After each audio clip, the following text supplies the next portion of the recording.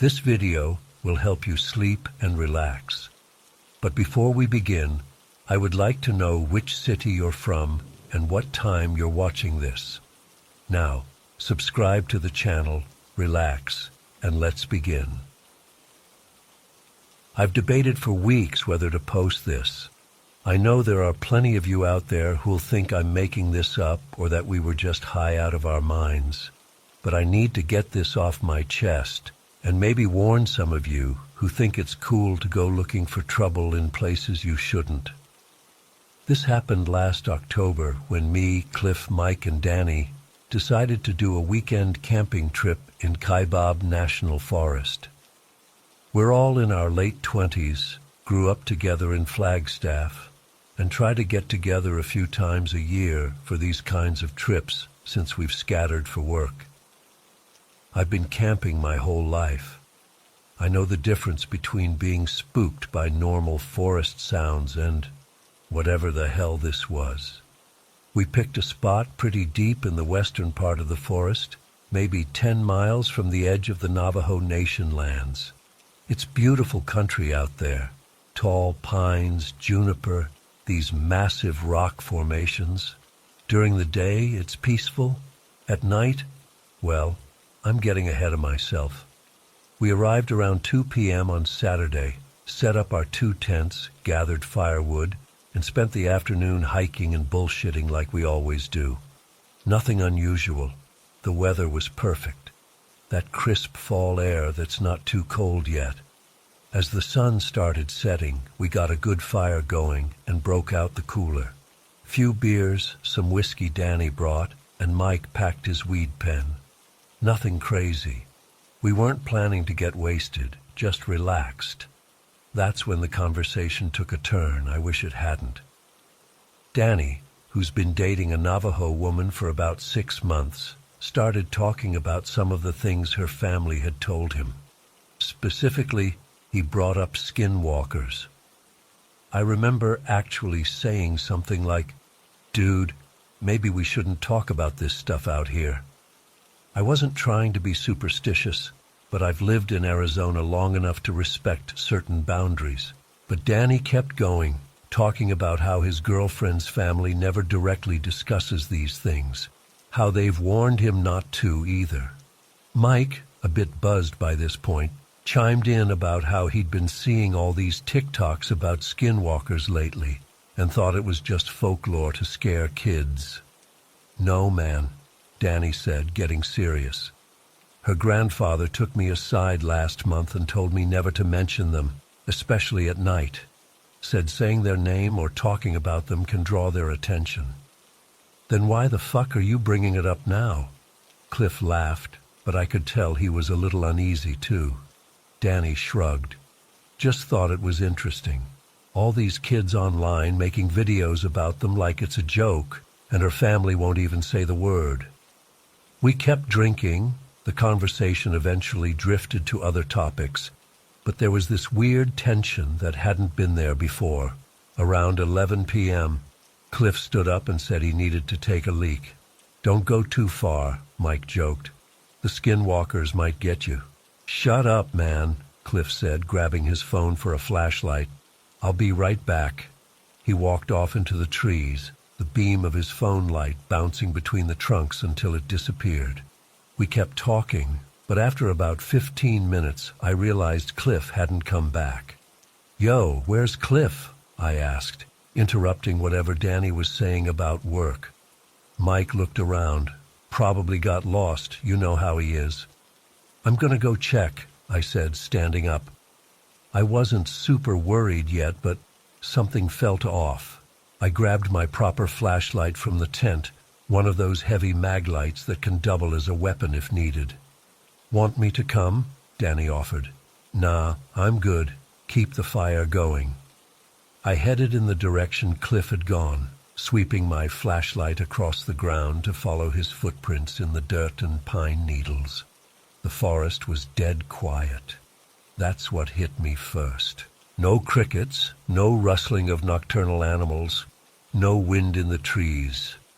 Just absolute silence except for the crunch of my own footsteps.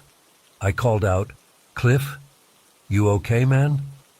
My voice sounded wrong, too loud and somehow muffled at the same time, like the trees were absorbing the sound. That's when I heard it. Cliff's voice, but faint. Over here.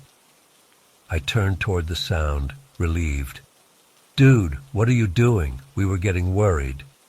Over here, he called again, his voice sounding flat, almost monotone. I followed the voice for maybe 100 yards, coming to a small clearing bathed in moonlight. And there was Cliff, standing with his back to me, looking up at the sky. Hey, I said, approaching him. What are you doing, stargazing? We thought you fell in a hole or something. He didn't respond or turn around, just kept staring upward, completely still. Something was wrong. The hair on my arms stood up and my stomach twisted into a knot. I slowed my approach, stopping about 15 feet away. Cliff? That's when I felt a hand on my shoulder from behind. I nearly jumped out of my skin, spinning around with the flashlight raised like a club.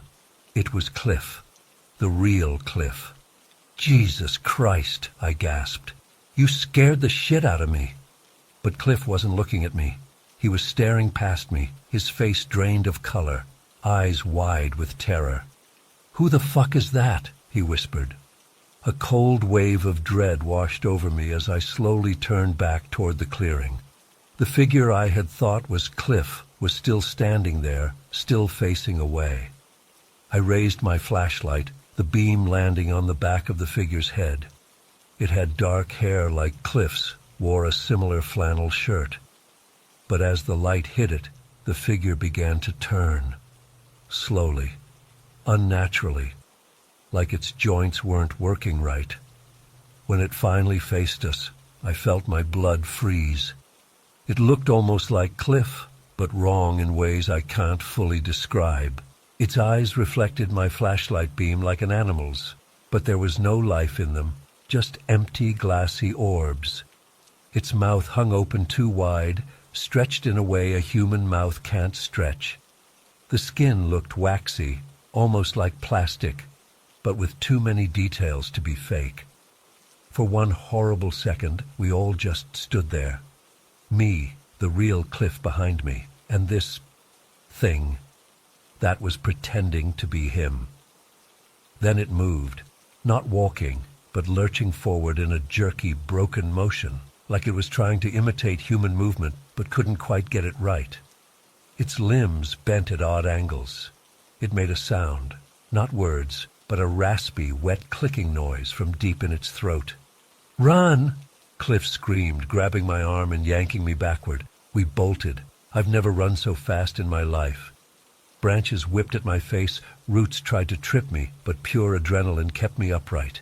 I could hear it behind us, not footsteps, but a strange scuttling noise, too fast for comfort.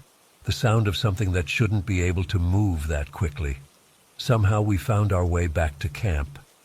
Mike and Danny were still by the fire, looking confused as we burst into the clearing, gasping and terrified. "Pack up, now! We need to go!" I shouted, already grabbing things and shoving them into my backpack. "What the hell happened?" Mike stood up, alarmed. "There's something out there," Cliff said, his voice shaking. "It looked like me, but it wasn't me. It's following us." Danny immediately started breaking down his tent without question. Mike looked skeptical for about 2 seconds before the expression on our faces convinced him. "What do you mean it looked like you?" he asked, starting to help pack up. "We don't have time," I snapped. "Just grab what you can and let's go." We abandoned half our gear, tents half collapsed, cooking stuff, chairs, all left behind.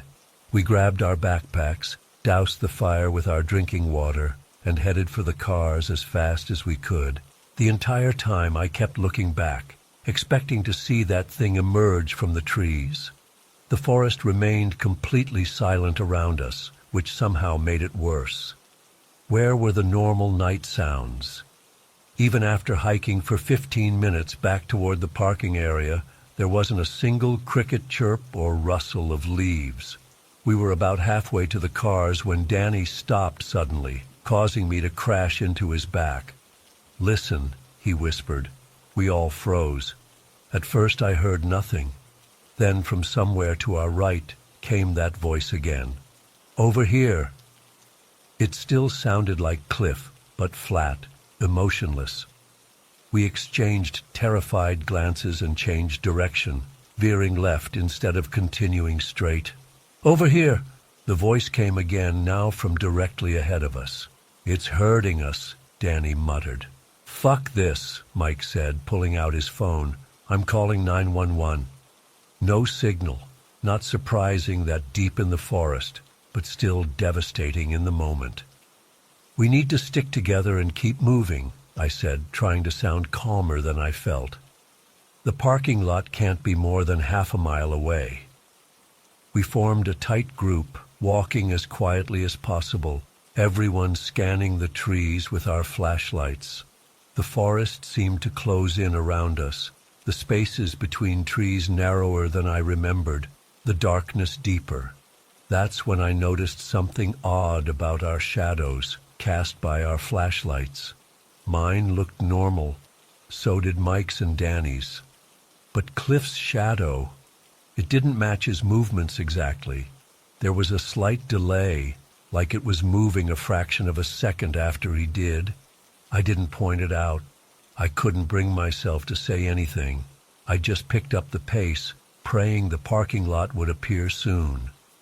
After what felt like an eternity, we saw the reflective glint of our cars through the trees. Nobody spoke as we broke into a run, fumbling for keys, throwing our backpacks into the trunks. "My car won't start," Danny suddenly called out, panic rising in his voice. He'd turned the key, but the engine just clicked. "Get in with us," Mike shouted from his SUV, already started and running. Danny abandoned his car, sprinting over and jumping into Mike's back seat. Cliff and I were already inside. As Mike reversed and spun the car around, I looked out the window one last time at the forest. There, at the edge of the tree line, stood 4 figures. 4 shadows that looked exactly like us, standing perfectly still, watching the car pull away. Even from that distance I could see the moonlight reflecting in their eyes. Nobody spoke for the first 20 minutes of the drive. We were all processing what had happened, trying to make sense of it. Finally, Danny broke the silence. "I shouldn't have talked about them. My girlfriend's grandfather warned me." "You think that's what it was?" Mike asked, his knuckles white on the steering wheel. "A skinwalker?" "What else could it be?" Cliff said, his voice still shaky. "It looked like me. It was trying to be me." We drove straight back to Flagstaff, all piling into my apartment since it was closest. None of us wanted to be alone. We spent the rest of the night researching skinwalkers, reading stories from people who claimed to have encountered them, and comparing notes to what we'd experienced. Everything matched up: the mimicry, the unnatural movements, the silence in the forest, the way it had tried to isolate us. Danny called his girlfriend around dawn, telling her what happened. She went quiet for a long time, then told him she was coming over. When she arrived, she brought her grandfather with her. The old man didn't want many details. He just asked where exactly we had been, nodded grimly, and then performed what I think was a blessing or protection ceremony of some kind. He burned sage, said prayers in Navajo, and put marks with some kind of powder on our foreheads. Before he left, he pulled me aside. "You saw it with your own eyes," he said. "Now you know why we don't speak of them. They hear their name. They come when called. And once they find you—" He shook his head. "Be careful what you invite." That was 6 months ago. Danny's car was eventually recovered by forest rangers, though the battery was mysteriously drained. Our abandoned camping gear was never found. I haven't been camping since. Neither has Cliff. I've had recurring nightmares where I'm back in that clearing, but this time, when I turn around, everyone is a skinwalker except me. I wake up drenched in sweat, convinced there's something watching me from the corner of my room. I'm not posting this for attention or because I think it makes a good story. I'm posting this as a warning.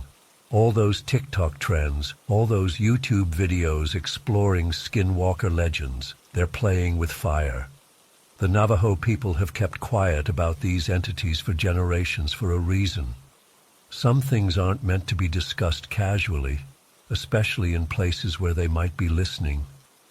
Be respectful of traditions and warnings that have been around longer than your social media accounts. And if you're camping and the forest goes completely silent, pack up and leave immediately. Don't wait. Don't investigate. Just go. And if you hear a familiar voice calling over here from the darkness, run the other way.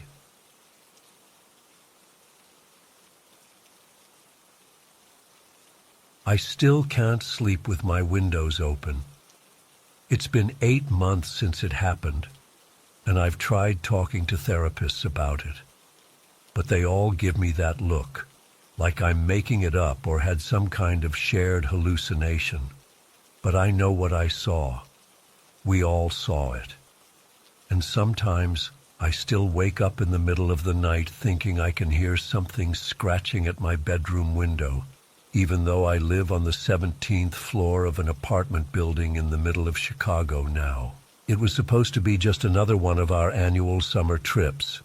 Me, Eric, Jimmy, and Peter have been doing this since college, renting some place for a long weekend to fish, drink beer, and just get away from our lives for a bit. Usually we went to cabins or campgrounds, places where we could be outdoors but still have a toilet. This year was my turn to organize, and I found this lake house online, about an hour north of where we all live. The listing had these gorgeous photos, a 2-story house right on this massive lake with a dock surrounded by woods. It had 4 bedrooms, 2 bathrooms, a huge kitchen, and a deck overlooking the water. The weird part was how cheap it was. Like suspiciously cheap for a place that size in peak summer season.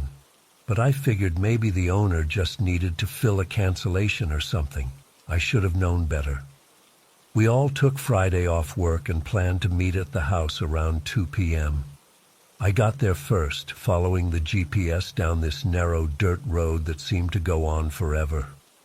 I remember thinking how isolated it was. We had driven past the last gas station about 20 minutes before turning onto this road, and there were no other houses visible anywhere, just trees and more trees. When I finally pulled up to the house, my first impression was that the photos hadn't lied. It really was beautiful. This old wooden structure painted dark green with white trim, massive windows facing the lake, and a wraparound porch. The lake stretched out behind it, glittering in the afternoon sun, but something felt off. I couldn't put my finger on it at first as I got out of my car. I stood there for a moment, luggage in hand, and that's when I realized what was bothering me. It was completely silent. No birds chirping, no squirrels rustling in the underbrush, no insects buzzing, nothing. Just this heavy, oppressive silence that made the hair on my arms stand up. I've spent a lot of time in the woods, and they're never silent. Never. I tried to shake off the feeling as I went inside using the code the owner had sent me.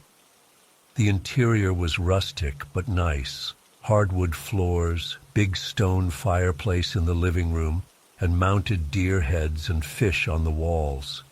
It was the kind of place where someone's grandpa probably spent decades collecting hunting trophies.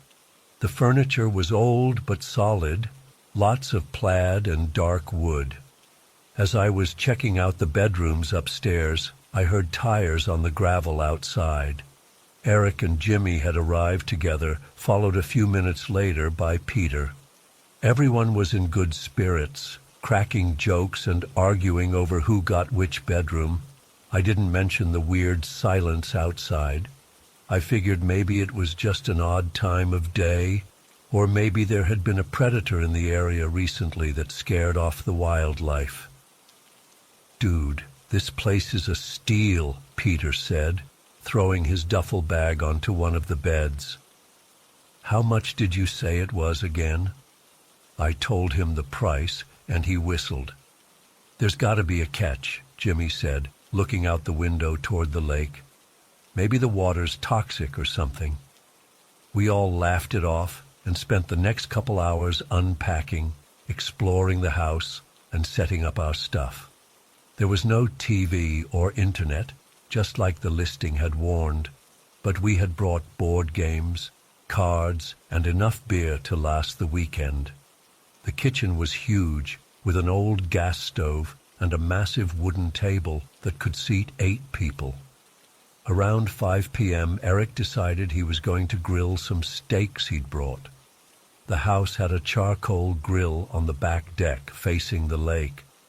While he was doing that, the rest of us grabbed beers and walked down to check out the dock. The lake was beautiful, crystal clear water stretching out for what seemed like miles, with dense forest covering the shores on all sides. But again, that silence was there. No loons calling, no fish jumping, nothing. "Is it just me, or is it really quiet out here?" Jimmy finally said, and I felt relieved that someone else had noticed. "Yeah, I was thinking the same thing when I first got here," I replied. "No birds or anything." Peter cupped his hands around his mouth and let out a loud, "Hello!" His voice echoed across the water, and then nothing. No response from nature at all. Just the echo fading, and then that same heavy silence. "Weird," he said, taking a swig of his beer. "Maybe there's a forest fire nearby or something driving all the animals away." We would have checked our phones, but none of us had service. The listing had mentioned limited cell coverage, but we all had 0 bars. Eric eventually called us back to the house, proudly presenting his completely burnt steaks. We gave him endless shit for it, but ate them anyway, washing the charcoal taste down with more beer. As the sun started to set, the darkness around the house seemed to deepen quickly. The woods became this impenetrable black wall just beyond the yard, and even with the porch lights on, you couldn't see more than a few feet into the trees. We stayed up late playing cards and drinking, telling the same old stories we always did on these trips. It was close to 1 a.m. when we finally decided to call it a night.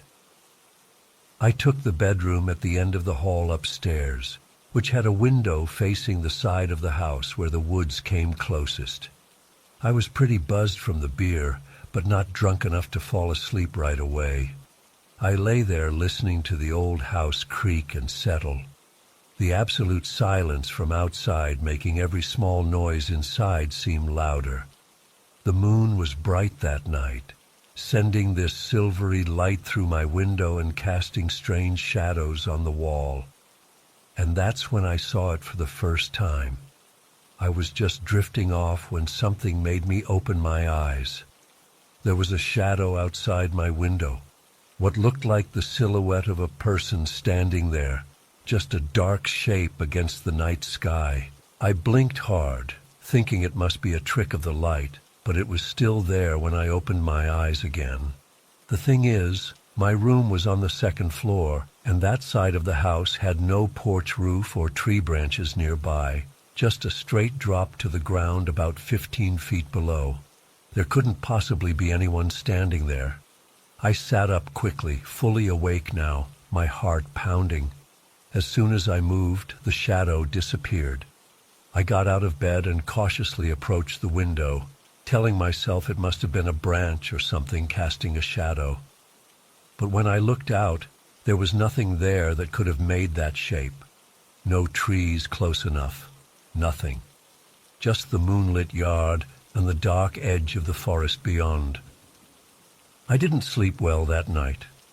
The next morning, I was the first one up. I made coffee in the kitchen and took it out to the front porch, trying to convince myself that what I'd seen the night before was just my imagination or a weird dream. In the daylight, the place looked normal again, beautiful even. But that unnatural silence was still there. No morning bird song, no chattering squirrels, nothing. As I sat sipping my coffee, I happened to glance toward the tree line at the edge of the property. Something moved, something big.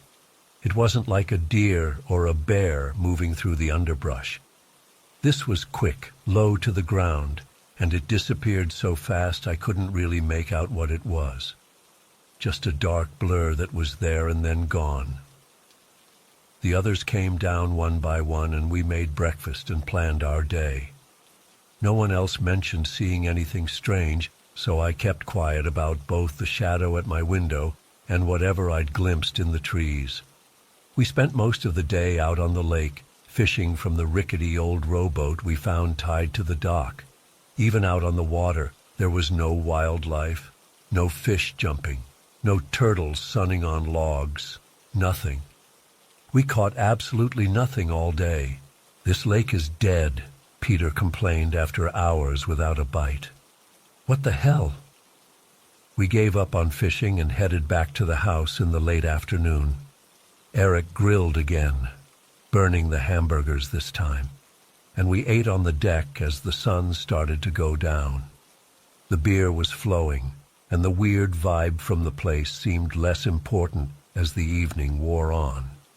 We were all laughing and telling stories when Jimmy suddenly stopped mid-sentence and stared at something over my shoulder. "What's that?" he asked, pointing toward the forest edge. We all turned to look, but there was nothing there. "I swear I saw something move," he said, frowning, "like right along the tree line there." "Probably a deer," I said quickly, even though I knew damn well there weren't any deer around this place. I hadn't seen so much as a chipmunk since we arrived. As darkness fell, we moved inside to the living room. The mood had shifted a bit. Everyone seemed jumpier, glancing at windows more often. Around midnight, we decided to turn in. I hesitated at my bedroom door, not wanting to sleep in the same room where I'd seen that shadow, but too embarrassed to ask to switch with someone else. I made sure the window was locked, drew the curtains tight, and got into bed. Despite the beers, sleep didn't come easily. I lay there listening to the house, which seemed to make more noise than it had the night before. Creaks and groans that sounded almost like footsteps on the stairs or in the hallway. I told myself it was just the others going to the bathroom or getting water. I must have eventually dozed off because I was jolted awake by a scream. Not the kind of scream someone makes when they're startled. This was pure terror. It was Jimmy. I jumped out of bed and ran into the hallway, almost colliding with Eric, who had come out of his room too. We raced to Jimmy's room at the opposite end of the hall. Peter was already there, standing frozen in the doorway. Jimmy was sitting on the floor, pressed against the wall opposite his window. He was drenched in sweat, wide-eyed, and pointing at the window. "There's something out there," he whispered hoarsely. "There's something looking in." We all turned toward the window. The curtains were open, and in the bright moonlight, we could see it clearly. Pressed against the glass was a face, but not a human face. It had a long, dog-like snout, but no fur. Its skin was a sickly dark gray-blue color, hairless and shiny with what looked like slime or mucus. Its eyes were the worst part, small, beady, and completely black, like empty holes. They darted frantically between each of us. None of us could move. We just stood there, staring at this thing as it stared back at us. Then its mouth opened, revealing rows of needle-like teeth, and it pressed one of its hands against the glass. It had hands, human-shaped hands with long, tapered fingers ending in sharp black claws. But they weren't human hands. The skin had that same gray-blue color and shiny texture. "What the fuck is that?" Peter finally choked out. At the sound of his voice, the creature jerked back from the window, and then, impossibly, it began to move sideways and down, like it was climbing down the sheer outer wall of the house. But it wasn't climbing in any normal way. It was moving like a spider, its limbs bending at impossible angles, its body twisting unnaturally as it scuttled down the wall on all fours. Eric ran to the window and looked down. "Holy shit," he gasped. "It's running into the woods." In the moonlight, we could see it racing across the yard on all fours, but not like a dog or wolf. Its front limbs were longer than its back ones, and it ran with a horrible, loping gait, somehow both animal and human at the same time. It disappeared into the trees within seconds. None of us slept the rest of the night. We huddled in the living room, all the lights on, taking turns watching the windows and doors. Nobody talked much about what we'd seen. It was like we couldn't process it enough to put it into words. As soon as the first light of dawn appeared, we started packing our stuff. Nobody mentioned staying the full weekend. We all just silently agreed we were getting the hell out of there. As I was throwing my bags into my car, I noticed something in the dirt of the driveway. Footprints, but not human ones, and not animal tracks either. They were like handprints with long finger marks, mixed with what looked like paw prints, forming a bizarre four-legged pattern. And there were multiple sets, heading off in different directions into the forest. We were on the road within 20 minutes, each of us in our separate cars, speeding down that dirt road like the devil himself was chasing us. None of us said goodbye or talked about where we were going. We just left. I drove straight home, locked all my doors and windows, and drank until I passed out on my couch. The next day, I called the owner of the lake house to tell them we had left early, half expecting them to ask why. But they just acknowledged the message, and that was it. No questions, no surprise, nothing. It's been 8 months now. We've all talked about it since then, trying to make sense of what we saw. Jimmy thinks it was some kind of escaped experiment, like something from a government lab. Peter thinks it was a person in some kind of costume trying to scare us away. Eric refuses to talk about it at all anymore. Me? I don't know what it was. But I know it wasn't human, and it wasn't any animal I've ever seen or heard of. Sometimes I find myself looking up rare skin conditions or deformities online, trying to convince myself it could have been a person. But then I remember those eyes, those empty black eyes, and the way it moved down the side of the house like gravity didn't apply to it. We haven't done another trip since then. I don't think we ever will, and I know one thing for certain. I'm never renting a house near a forest again. Not for any price.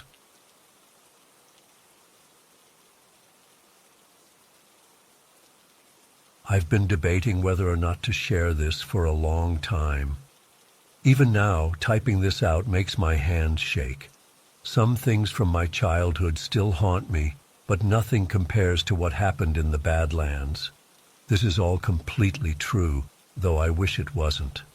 I grew up on the Navajo reservation near the Chaco Wash area. It's remote, beautiful in its own harsh way, but there are places there you shouldn't go. My grandmother made sure we understood that from an early age. Particularly, we were never ever allowed to go to her brother's property. It sat right on the edge of the Badlands, just a small plot with a run-down shack where he lived alone. My grandmother would always say, "That place is evil. The land is poisoned. Stay away." We didn't question it much as kids. The reservation has plenty of areas considered taboo or dangerous for spiritual reasons. But this was different. It wasn't just a warning about respecting sacred places. My grandmother was genuinely afraid of that spot. Her brother, my great-uncle, was strange. He kept to himself mostly, would sometimes disappear for days. He had this intense stare that made me uncomfortable as a child. I only met him a handful of times, but each time I felt like he was looking right through me. When I was 13, we got news that he had died. The circumstances were bizarre. No one had seen him for almost a week, and when someone finally checked on him, they found him dead in his house. What was really unusual was how quickly everything happened after that. Normally in Navajo tradition, we wait 4 days after someone dies before the funeral. It's important for the spirit to have time to journey to the afterlife. But my grandmother insisted on burying him immediately. She wouldn't explain why, just that it had to be done. Before they tore down his shack, which my grandmother also insisted on, I snuck inside. I know it was disrespectful, but I was a curious teenager, and something about all the secrecy made me want to understand what the big deal was. The place was simple, just one room with a bed, table, chair, and wood stove. There were some shearing tools, a couple of knives hanging on the wall, and 2 crates in the corner. One was open and had some clothes in it. The other was metal with a heavy padlock. I tried to open it but couldn't. When I asked my grandmother about it later, she just got this distant look in her eyes and said she'd had it buried with the house remains. Life went on. I grew up, went to college off the reservation, and kind of forgot about the whole thing for about 10 years. Then my uncle, my mom's brother, decided he wanted to build a house. He'd done well for himself working in oil, had some money, and wanted a nice place back on the reservation. Somehow he ended up buying that exact plot of land where my great-uncle's shack had been. When my grandmother found out, she was furious. "That land is cursed," she told him. "Nothing good will come from building there." But my uncle wasn't traditional. He laughed it off, said those were just old superstitions, and started construction anyway. That's when things started getting weird. The construction workers kept reporting problems. Tools would disappear, only to show up in completely different places days later. They'd leave the site clean at the end of the day and return in the morning to find everything rearranged. One worker quit after claiming he saw shadows moving inside the half-built house when no one was there. As the house got closer to completion, things escalated.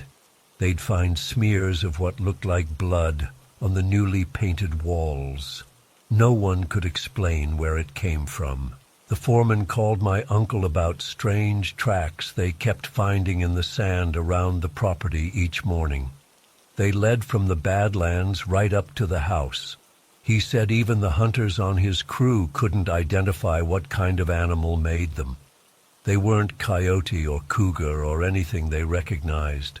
My grandmother wasn't surprised. She said it was a skinwalker, Yi-Nald-Lushi. In our culture, they're evil witches who can transform into animals by wearing their skins. She told my uncle to put cedar around the property line, to keep a fire going at night, and never to leave the windows open after dark. My uncle humored her, but I could tell he didn't really believe it. The house was finally finished, a modern ranch-style place with 3 bedrooms, completely out of place in that remote area. My uncle moved in with his wife and their 2 kids. For the first few weeks, everything seemed fine. Then the disturbances started again. They'd hear footsteps on the roof at night. The kids would wake up screaming about someone standing at the foot of their beds. My aunt found deep scratches on the outside of the house each morning, like something was trying to claw its way in. I visited them about a month after they'd moved in. I brought my 2 cousins from my mom's side, and we planned to stay the weekend. The first night was tense. My uncle tried to act normal, but I could see how on edge everyone was. My aunt kept looking out the windows, and my uncle's kids stayed huddled together in the living room instead of playing in their rooms like normal. After dinner, my uncle told us not to go outside after dark, no matter what we heard. Sometimes there are noises, he said casually, like it was just wildlife. Better to stay inside. Around midnight, I was still awake in the guest room when I heard it, a scratching at the walls. Not like branches from a tree, but deliberate, like fingernails dragging across the outside of the house, moving slowly around the perimeter. Then came a sound I can only describe as a whisper howl. It was like someone was trying to call out names, but their voice was mixed with an animal's growl. I was frozen in my bed, too terrified to move. The sound circled the house 3 times before stopping right outside my window. I could hear breathing, heavy, wet breathing. Something scraped against the glass, and I swear I saw the window fog up like something was pressing its face against it. My youngest cousin, who was only 8, was staying in the kids' room. In the morning, she told us she'd seen someone watching her through the window. She described a person with pale, leathery skin and eyes like empty holes. She said it smiled at her with teeth like a coyote, but too many of them. We all tried to tell her it was just a nightmare, but she was adamant. It wasn't outside looking in, she insisted. It was inside the glass, like it was trapped in it. When my uncle heard this, something changed in his face. He called my grandmother that day. I overheard parts of the conversation. He was asking her for help. My grandmother was known in our community as a medicine woman. She used sacred crystals for healing and could locate missing people. She wasn't a full hatali, medicine man, but she knew the old ways and the prayers. She agreed to come, but said she'd bring a more powerful medicine man with her. They arrived the next day. The medicine man was elderly, with deep lines in his face and hands that looked like they'd seen a century of work. He walked through the house first, just feeling the energy, not saying much. My grandmother followed, burning sage and cedar. When they got to the master bedroom, both of them stopped abruptly. The medicine man started gagging, then vomited right there on the floor. Blood was coming from his nose. My grandmother got dizzy and had to lean against the wall to keep from falling. They hurried out of the room, and the medicine man insisted everyone leave the house immediately. We all went outside while he performed a cleansing ritual. Hours later, he came out looking exhausted. He told us he needed to go back in alone, just to the master bedroom. My uncle tried to argue, but the medicine man was firm. He was in there for almost an hour. When he finally emerged, his face was ashen. He sat down heavily on the front steps and asked for water. After drinking, he explained what he'd found. In the master bedroom closet, there was something wrong with the floor. He described it as a black swirling mist, like looking down at a hurricane from above. Just a small circle, maybe the size of a dinner plate, but completely black and moving constantly. He said it was a portal, opened by someone who knew old, forbidden magic. Your uncle, he said to my grandmother, was practicing things he shouldn't have. According to the medicine man, my great-uncle had been experimenting with dark ceremonies, trying to gain power. Whatever he'd summoned or created was still there, anchored to that spot. The medicine man had tried to close it using sacred prayers and offerings, but something strange happened.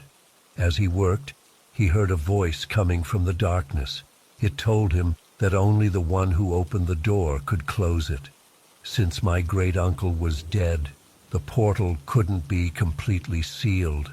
The medicine man said he'd diminished its power for now, bound it so it couldn't fully manifest, but he warned that it wouldn't hold forever.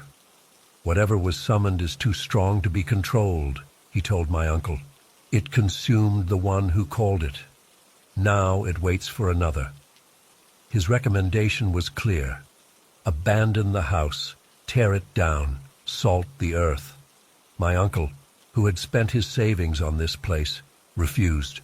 He said he'd find another way. Maybe bring in a priest from the Catholic Church in Gallup or some other spiritual leader who could help. I left the next day, thoroughly freaked out, but trying to rationalize what had happened. Maybe it was mass hysteria, I told myself.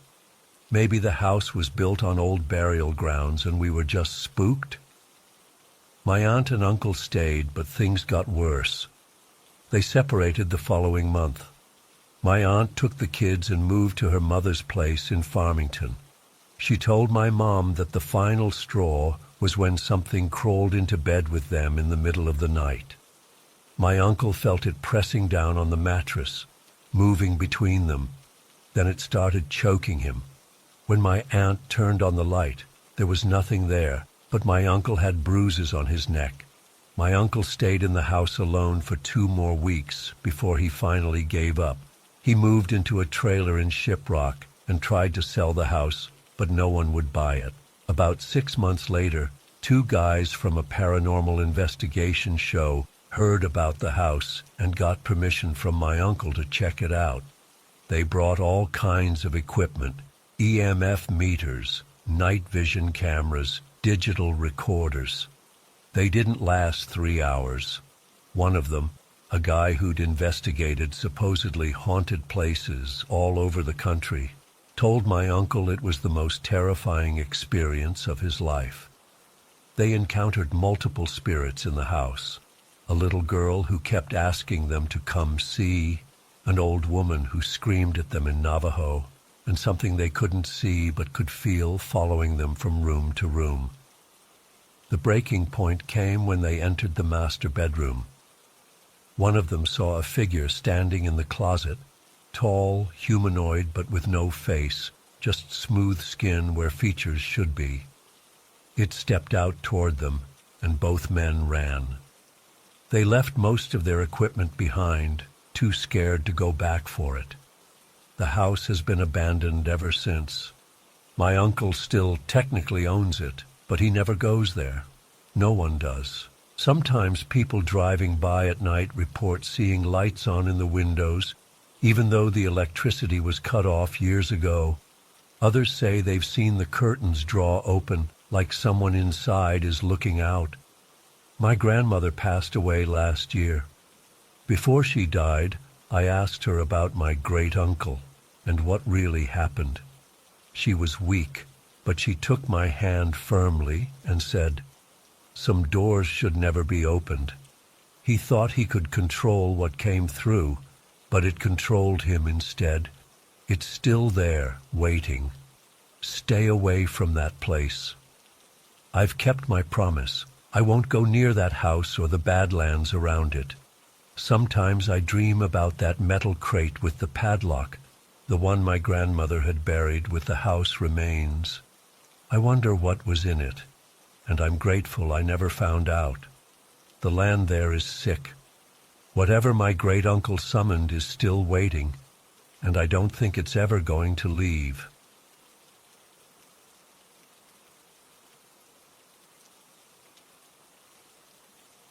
I still get goosebumps writing this. I've been hesitant to share my experience for years, but I need to get this off my chest. What happened in San Jose Paso Nuevo haunts me to this day, and no matter how much time passes, I can't forget what I saw that night near La Cofre de Perote. I moved to this small town in Veracruz, Mexico, about 5 years ago for work at a local government agriculture office. The community was tight-knit, mostly farmers and ranchers living modest lives. Everyone knew each other, which made the strange events that followed even more disturbing. It started with whispers about missing animals.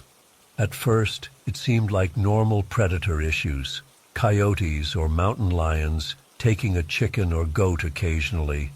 But by my 3rd month there, the disappearances had become alarming. We're talking entire groups of animals vanishing overnight: goats, sheep, chickens. even a couple of young cows. For these families, losing livestock wasn't just an inconvenience. It was devastating financially. Most households depended on these animals for their livelihood. My friend Miguel lost 5 goats in a single night. The weird part? No blood, no signs of struggle, no tracks leading away from his property. Just gone. The police came, looked around, and basically shrugged. This pattern repeated throughout the village over the next few weeks. The situation reached a breaking point when Humberto Rodriguez, who owned the largest farm on the eastern edge of town, closest to the mountain, lost 35 animals in less than 2 months. I remember sitting with him at the local cantina as he calculated his losses, nearly 80,000 pesos worth of livestock, a fortune in our small community. The man looked defeated, aged 10 years in weeks. What rattled everyone was what his wife, Lucia, claimed to have seen. She was hanging laundry late one afternoon when she spotted something perched on their property wall, a concrete fence about 3 meters high. She described it as dog-like, but wrong somehow. When she walked closer, it jumped off the wall and disappeared. But the jump was impossibly high and far. No normal dog could have made that leap. Humberto became desperate. He announced a reward of 20,000 pesos to whoever could catch or kill whatever was taking his animals. For context, that's nearly 3 months' salary for most people in town. This wasn't just about the money anymore. People were becoming genuinely scared. I volunteered to help guard Humberto's property. Not just for the reward, but because I was honestly curious and concerned. 6 of us gathered that night, me, Humberto, his brother-in-law Carlos, and 3 other men from town. We positioned ourselves around his property, armed with shotguns and rifles. I was stationed near the main goat pen with Carlos. We'd been keeping watch for hours, drinking coffee to stay alert. Around 1:30 a.m., I noticed something weird. 2 of the guys who were watching the perimeter hadn't checked in for a while. I radioed Humberto, who went to check on them. When he came back, his face was pale. Both men were slumped against the fence, completely unconscious but physically fine. We couldn't wake them, no matter what we tried. That's when we heard it, a weird scratching sound, like nails on concrete, coming from the direction of the mountain. Carlos gripped his rifle tighter, and I felt my mouth go dry. The night was clear with a nearly full moon, giving us decent visibility across the property. I'll never forget what came next. Movement caught my eye, something gray approaching the fence from the direction of Cofre de Perote. At first, I thought it was just a shadow, but then it moved deliberately, crouched low to the ground. It was about 1.5 meters tall in that position, moving in a way that made my skin crawl. Not quite like a person or an animal, but something in between. When it reached the fence, it stood upright, and that's when my brain struggled to process what I was seeing. The thing was thin, unnaturally so, with gray skin covered in patchy short fur. Its arms were too long for its body, ending in hands with claws that had to be 10-15 centimeters long. But it was the face that made my blood freeze. It had completely white eyes that seemed to glow in the moonlight, only one ear that I could see, and its jaw was slight, with veins or tendons visible beneath the skin. Carlos started praying under his breath. I tried to raise my rifle but found myself completely frozen. It wasn't normal fear. It was like my body had simply stopped responding to my brain. I couldn't even scream. The creature leapt over the 3-meter fence in a single bound, landing silently in the goat pen. The goats, which should have panicked, just stood there, equally paralyzed. It grabbed 2 young goats, one under each arm, and jumped back over the fence like it weighed nothing. That's when Humberto started firing. The spell broke for me too, and I raised my gun. But when I pulled the trigger, nothing happened. The gun had jammed. Same with Carlos's. Humberto was the only one whose weapon worked, but his shots seemed to miss despite him being an excellent marksman. The creature took off toward the mountain with incredible speed, the goats now bleating in terror. Somehow this snapped us all into action. We ran to Humberto's truck and gave chase, following the sounds of the distressed animals. Carlos and Humberto were on horseback and moved ahead faster, while I followed in the truck with the others. By the time we caught up, Carlos and Humberto were standing at the base of a rocky section of the mountain, staring at what appeared to be a cave entrance. I'd hiked around this area before and never noticed any cave here. Carlos swore the creature had entered it, the goat still alive under its arms.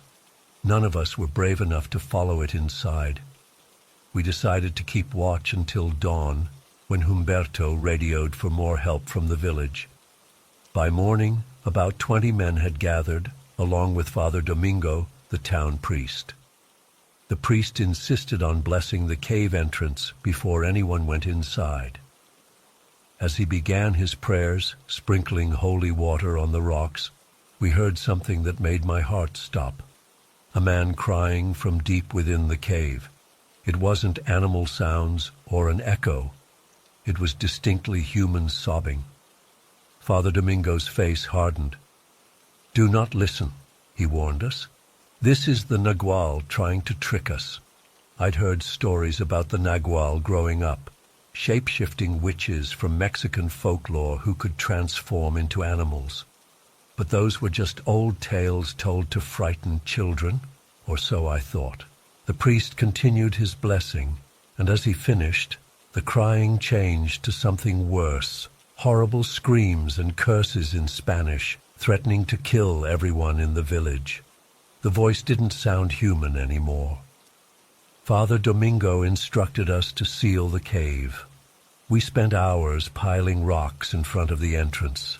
The priest placed crosses made of palm leaves blessed during Palm Sunday around the sealed entrance and sprinkled more holy water, before drawing symbols I didn't recognize in the dirt. "Do not return here," he warned as we finished. "Do not remove these stones." We thought that would be the end of it. We were wrong. 3 days later, a woman arrived in town with a baby strapped to her chest. She was asking everyone if they had seen her husband, a man named Emmanuel who bought and sold animals throughout the region. She said he was from Tonalco, a village about 20 kilometers away. According to her, he had started a business with a friend several months ago, traveling between villages to buy livestock, and their financial situation had improved dramatically since then. The timing lined up perfectly with when our animals started disappearing. She mentioned he would often be gone for days, supposedly traveling to different markets. When she described him, several people exchanged knowing glances. Nobody told her about the cave or our suspicions, but after she left, the whispers began. Had her husband been the Nagual? Had we sealed a man inside that cave? Some wanted to check the cave to see if perhaps we had made a terrible mistake. Father Domingo forbade it, warning that this too could be part of the Nagual's trickery. That night, strange things began happening in the village. People reported hearing scratching on their roofs and walls. Black birds appeared, perching on rooftops and staring at people with unnaturally focused attention. A putrid smell like rotting meat would appear and disappear in different parts of town. Most disturbing were the reports of seeing a man in black walking toward the mountain at dusk. The next 2 weeks were hell. I couldn't sleep. When I did, I dreamed of white eyes watching me from the darkness. The whole town was on edge. 3 more animals disappeared, though not in the numbers we had seen before. One night, I woke to scratching at my window. When I gathered the courage to look, there was nothing there, but on the glass were marks that looked like they had been made by large claws sliding down the surface. I left San Jose Paso Nuevo the following week, moving to Poza Rica, where I found a new job. I've never gone back, though I stay in touch with Carlos. He tells me things eventually calmed down, but no one in the village goes near that part of the mountain anymore. The woman with the baby returned once more, this time with police, but they found nothing. No evidence of anyone being trapped in a cave, mainly because they couldn't find the cave at all. The entrance we had sealed seemed to have vanished completely. I know how this sounds. If I hadn't experienced it myself, I'd think it was just a story. But there are at least 20 people in San Jose Paso Nuevo who saw what I saw that night. Something was hunting in our village, something that wasn't human or animal, but somehow both. I've researched naguals extensively since then. The legends say they're humans who can transform into animals, usually at night, to feed or steal. Some versions claim they can be killed normally in their animal form, but we certainly couldn't harm the one we encountered. Sometimes I wonder about that woman and her baby. Did she know what her husband was? Was she part of it somehow? Or was she just an innocent victim in all this, someone who lost her husband to our fears and superstitions? I don't have answers. All I know is what I saw, and what I saw that night at Cofre de Perot defies any rational explanation I've been able to come up with. I still check my windows for scratch marks every morning, and I never ever stay out after dark if I can help it. Last week I received a text from Carlos that simply said, "Birds are back." I haven't heard from him since.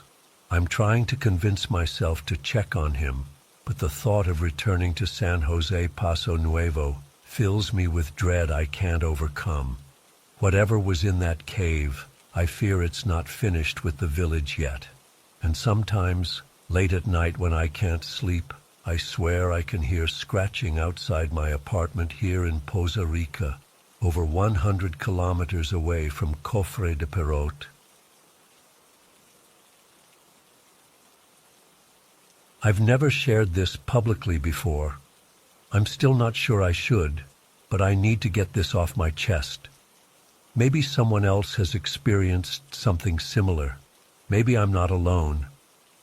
I grew up on the Navajo Reservation in Arizona. Beautiful land, but there's a heaviness there that's hard to explain to outsiders.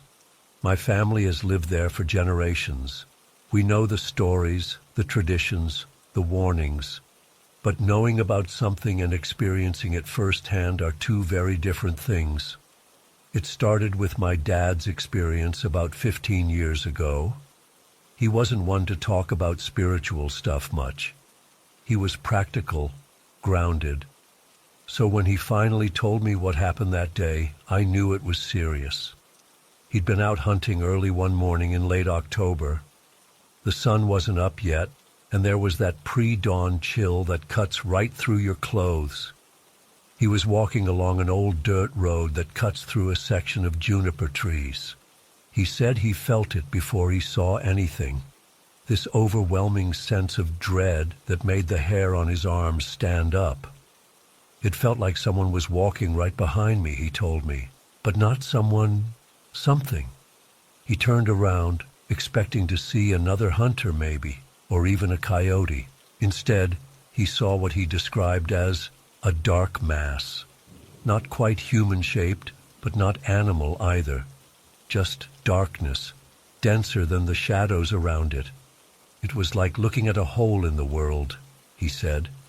His voice got real quiet when he talked about it, and it was aware of me. He stood there, frozen. The thing didn't move toward him, but he felt it watching. After what seemed like forever, but was probably just seconds, it seemed to dissolve into the darkness. Dad said he felt sick afterward, like something had been taken from him. He finished his hunting trip early and came home. He didn't tell anyone what he'd seen, not even my mom. The next morning, we got the call. His younger brother, my Uncle Aaron, had hanged himself from a cottonwood tree behind his house sometime during the night. Uncle Aaron had struggled with drinking for years, but things had seemed better lately. He'd been sober for almost 6 months. No one saw it coming. It wasn't until after the funeral that Dad connected what he'd seen with what happened. He mentioned it to one of the elders, who nodded knowingly. "The shadow comes before the darkness takes our people," the elder told him. "It's been happening more and more." That conversation opened the floodgates. Suddenly we were hearing similar stories from all over the reservation.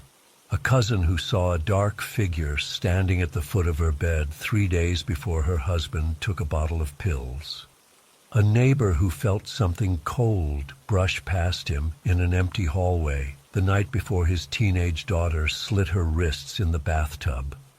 These shadows, these beings, as some call them, they seem to appear right before someone loses hope completely. They're like harbingers, but the elders say it's more than that. They think these things don't just predict the suicides, they influence them. I didn't really believe it at first. I'd grown up with my feet in two worlds, the traditional ways of my people and the modern, scientific approach I learned in school. I leaned more towards science, honestly. Mental health issues, addiction, generational trauma, these were real problems with real explanations.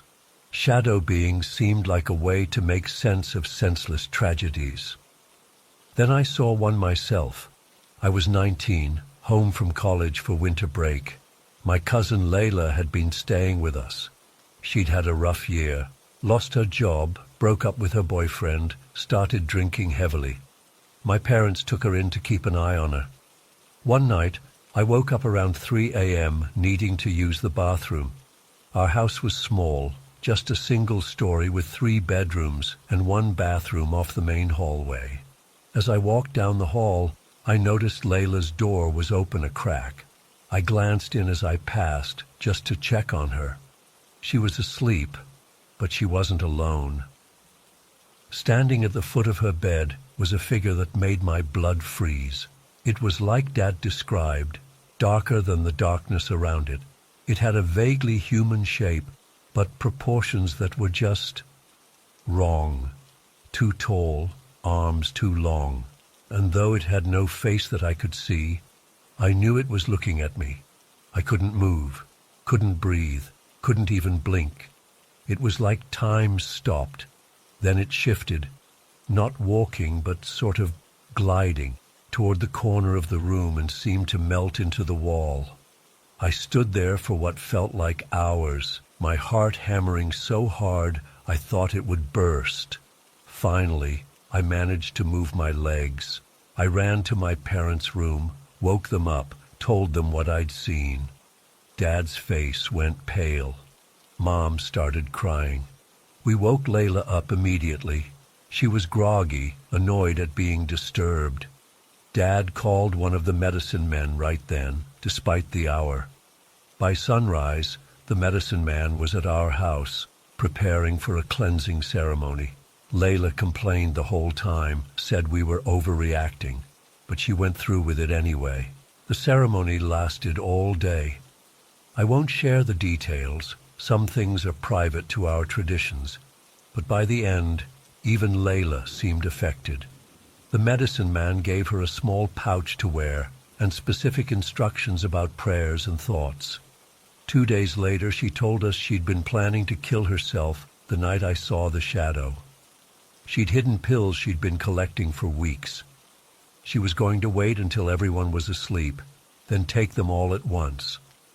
But after the ceremony, she said, it was like a fog had lifted. She could suddenly see beyond her pain. That was my first encounter, but not my last. Over the next few years, I saw them 3 more times. Each time, we were able to intervene. Each time the person admitted later they'd been planning to end their life. The elders have a theory about these shadow beings. They say they feed on negative energy, on pain and despair. The reservation has plenty of that. Generations of trauma, poverty, addiction. It's like a buffet for them. They attach themselves to vulnerable people, people who are already using substances or other means to numb their pain. They whisper hopelessness into their ears until death seems like the only escape. What's most terrifying is that they seem to pass from person to person, especially within families. After my uncle died, the shadow that Dad saw seemed to move through our extended family like a curse. First Uncle Aaron, then his daughter almost, then Layla, then others, always following the paths of connection, especially where pain already exists. After my third encounter, one of the elders suggested I document everything I could remember about each experience. He believed understanding their pattern might help prevent future tragedies. I noticed they're drawn to certain places too. There's an area about 2 miles from our home where several suicides have occurred over the decades. The elders call it a place of bad medicine. Something terrible happened there long ago, a story I'm not at liberty to share, and the land still carries that energy. These shadow beings seem to congregate in such places, waiting for vulnerable people to pass by. Last summer, my youngest brother started showing signs of depression.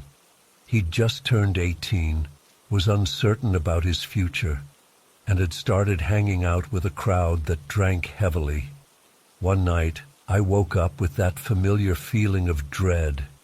I knew before I even opened my eyes that there was a shadow being in my room. This one was different, though. It seemed stronger, more defined. As I watched, frozen under my covers, it moved to my bedroom door, then looked back at me. Again, no face, but I could feel its attention before disappearing into the hallway. I knew instantly it was heading for my brother's room. Despite the terror gripping me, I forced myself to move. I ran to his room and burst through the door without knocking. The shadow was there, now standing over my brother's sleeping form. Without thinking, I started reciting the prayers the medicine man had taught me years before. The shadow being seemed to recoil. It moved away from the bed toward the window. I kept praying, my voice gaining strength. And then, something I'd never seen before, it seemed to shatter, like black glass breaking into 1,000 pieces before disappearing completely. I woke my brother immediately. He was confused, annoyed at first, but when I told him what I'd seen, something in his eyes confirmed my fears. He broke down crying, admitted he'd been planning to drive to that place of bad medicine the next day and end his life there. We took him to the medicine man that morning. The ceremony was more intensive than any I'd witnessed before. It lasted 3 days. The medicine man explained that these shadow beings can be defeated, but only through the strength of our traditions and ceremonies. Modern medicine has its place. My brother also started seeing a therapist at the Indian Health Service clinic. But for this specific threat, our ancient ways are the most effective defense. I'm 27 now. I've seen these shadow beings 6 times in total. Each time we've been able to prevent tragedy.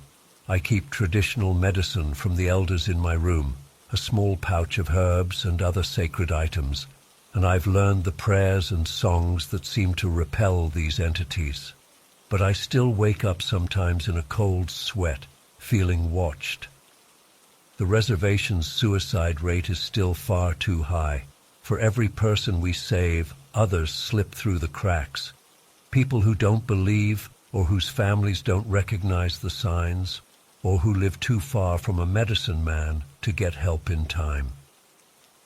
I've talked to healthcare workers on the reservation about what I've seen. Most dismiss it as superstition, but a few, especially the Navajo nurses and doctors. Listen, some have even started asking patients if they've seen shadows or felt unusual presences. It's not in any medical textbook, but they've noticed the correlation too. The hardest part is explaining this to outsiders. How do you tell someone that there are literal shadow beings that precede suicide without sounding crazy? How do you explain that generational trauma creates spiritual vulnerabilities that these entities exploit? It sounds like a horror movie, not real life, but it is real, at least for us here. The shadows are real. Their connection to suicide is real. And the pain they leave behind in families like mine is devastatingly real. Last week, I thought I saw one again, just a glimpse out of the corner of my eye, near my cousin's new baby's crib. My blood ran cold, but when I looked directly, nothing was there. Still, I didn't take chances. I performed the cleansing ritual myself, blessed the baby and the room. Maybe it was nothing. Maybe it was just my fear playing tricks on me. Or maybe these shadow beings are now targeting the most vulnerable among us before they even have a chance to grow up. I don't know if sharing this will help anyone. Maybe someone else has seen them too.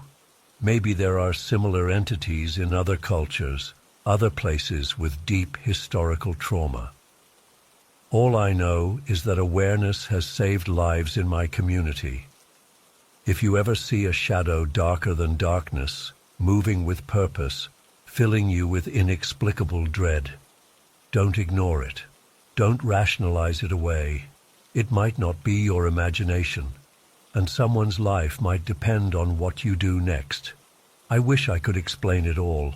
I wish I could prove it. But some things exist in the spaces between what we can prove and what we know to be true. I just know what I've seen, and I know that every time we've acted on these sightings, we've prevented a death. That's all the proof I need.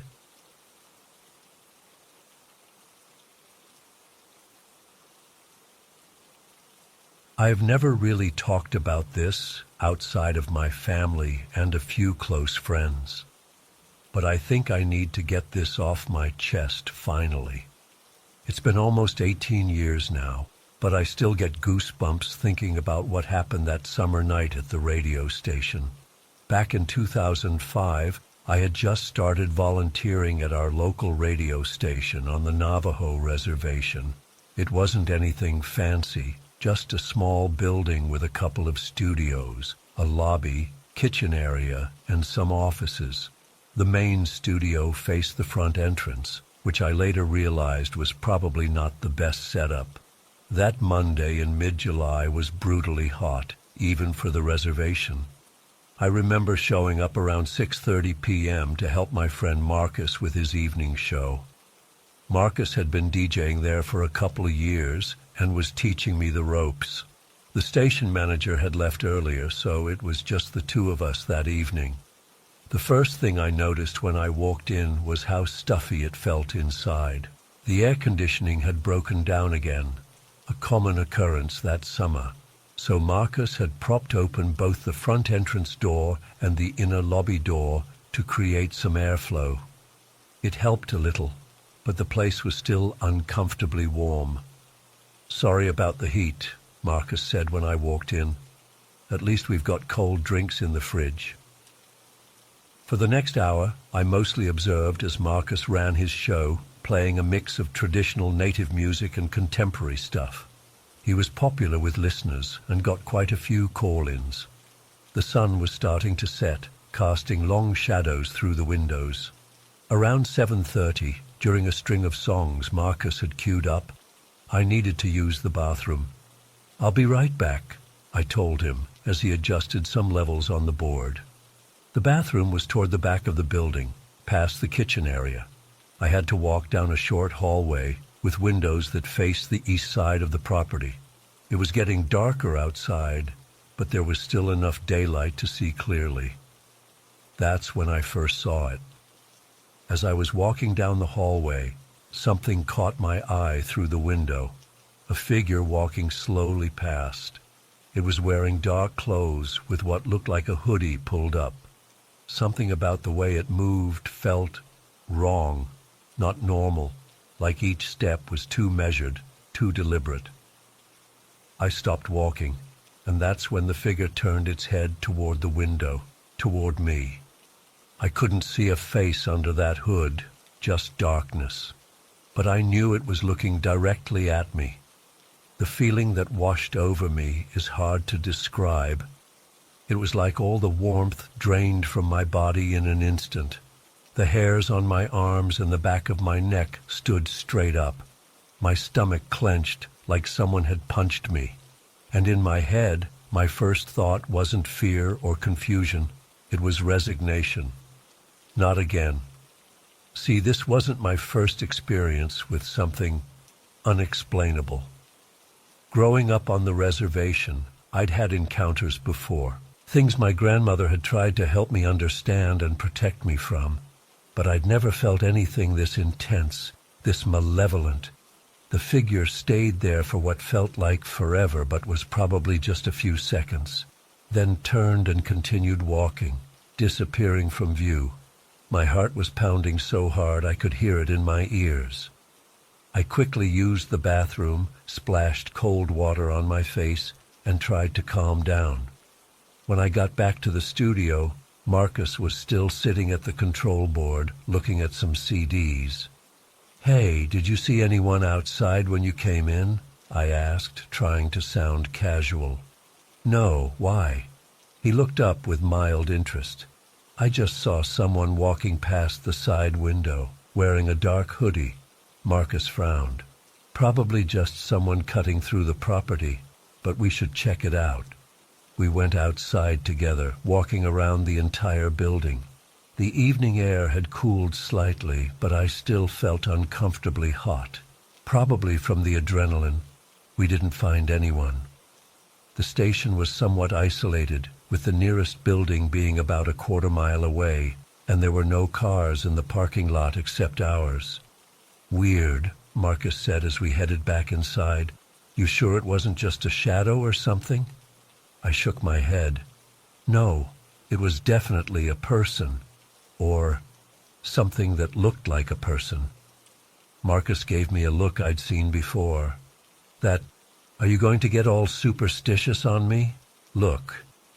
But then his expression changed. "You know, weird stuff does happen here sometimes," he admitted as we walked back to the studio.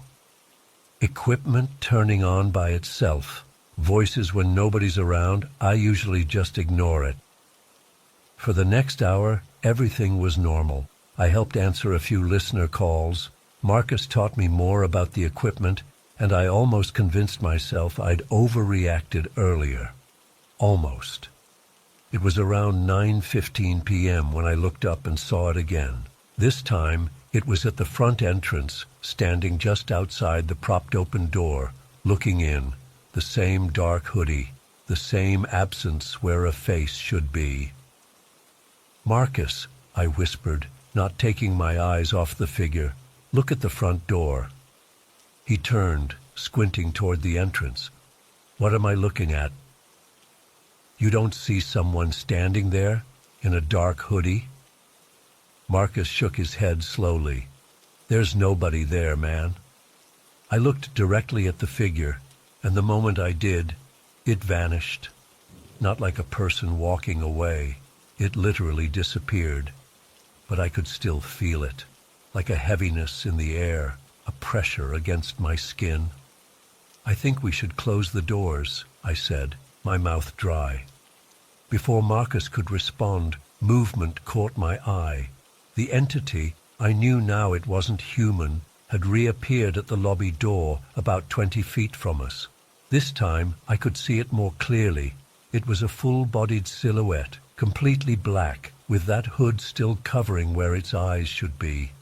It seemed to be watching us, studying us. Fear exploded inside me, not the kind that makes you scream or run, the kind that paralyzes you. I couldn't move, couldn't speak. In my mind I was screaming, "Get out! over and over, directing all my energy at the shadow. And then something impossible happened.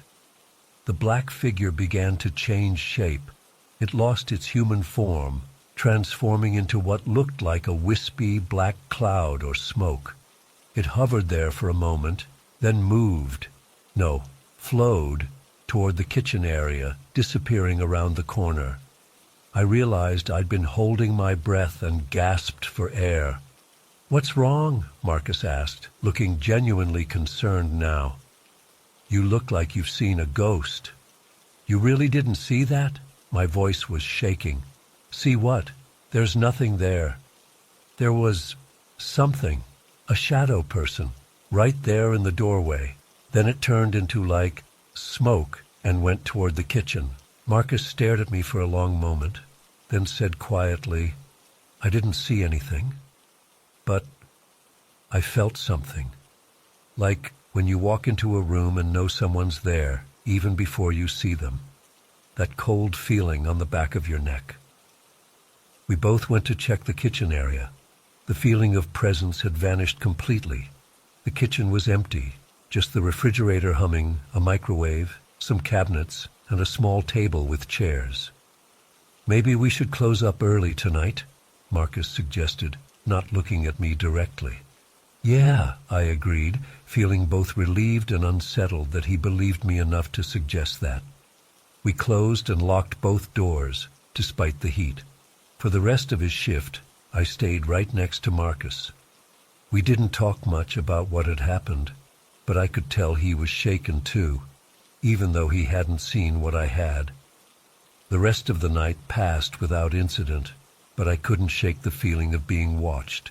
When we finally left around 11 p.m., I practically ran to my car. "You gonna be okay to come back Wednesday?" Marcus asked as we stood in the parking lot. I hesitated, then nodded.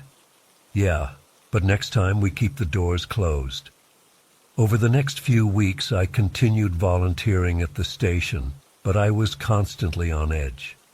I never saw the hooded figure again in that exact form, but strange things kept happening. Items would move when no one was looking. The temperature would suddenly drop in certain rooms.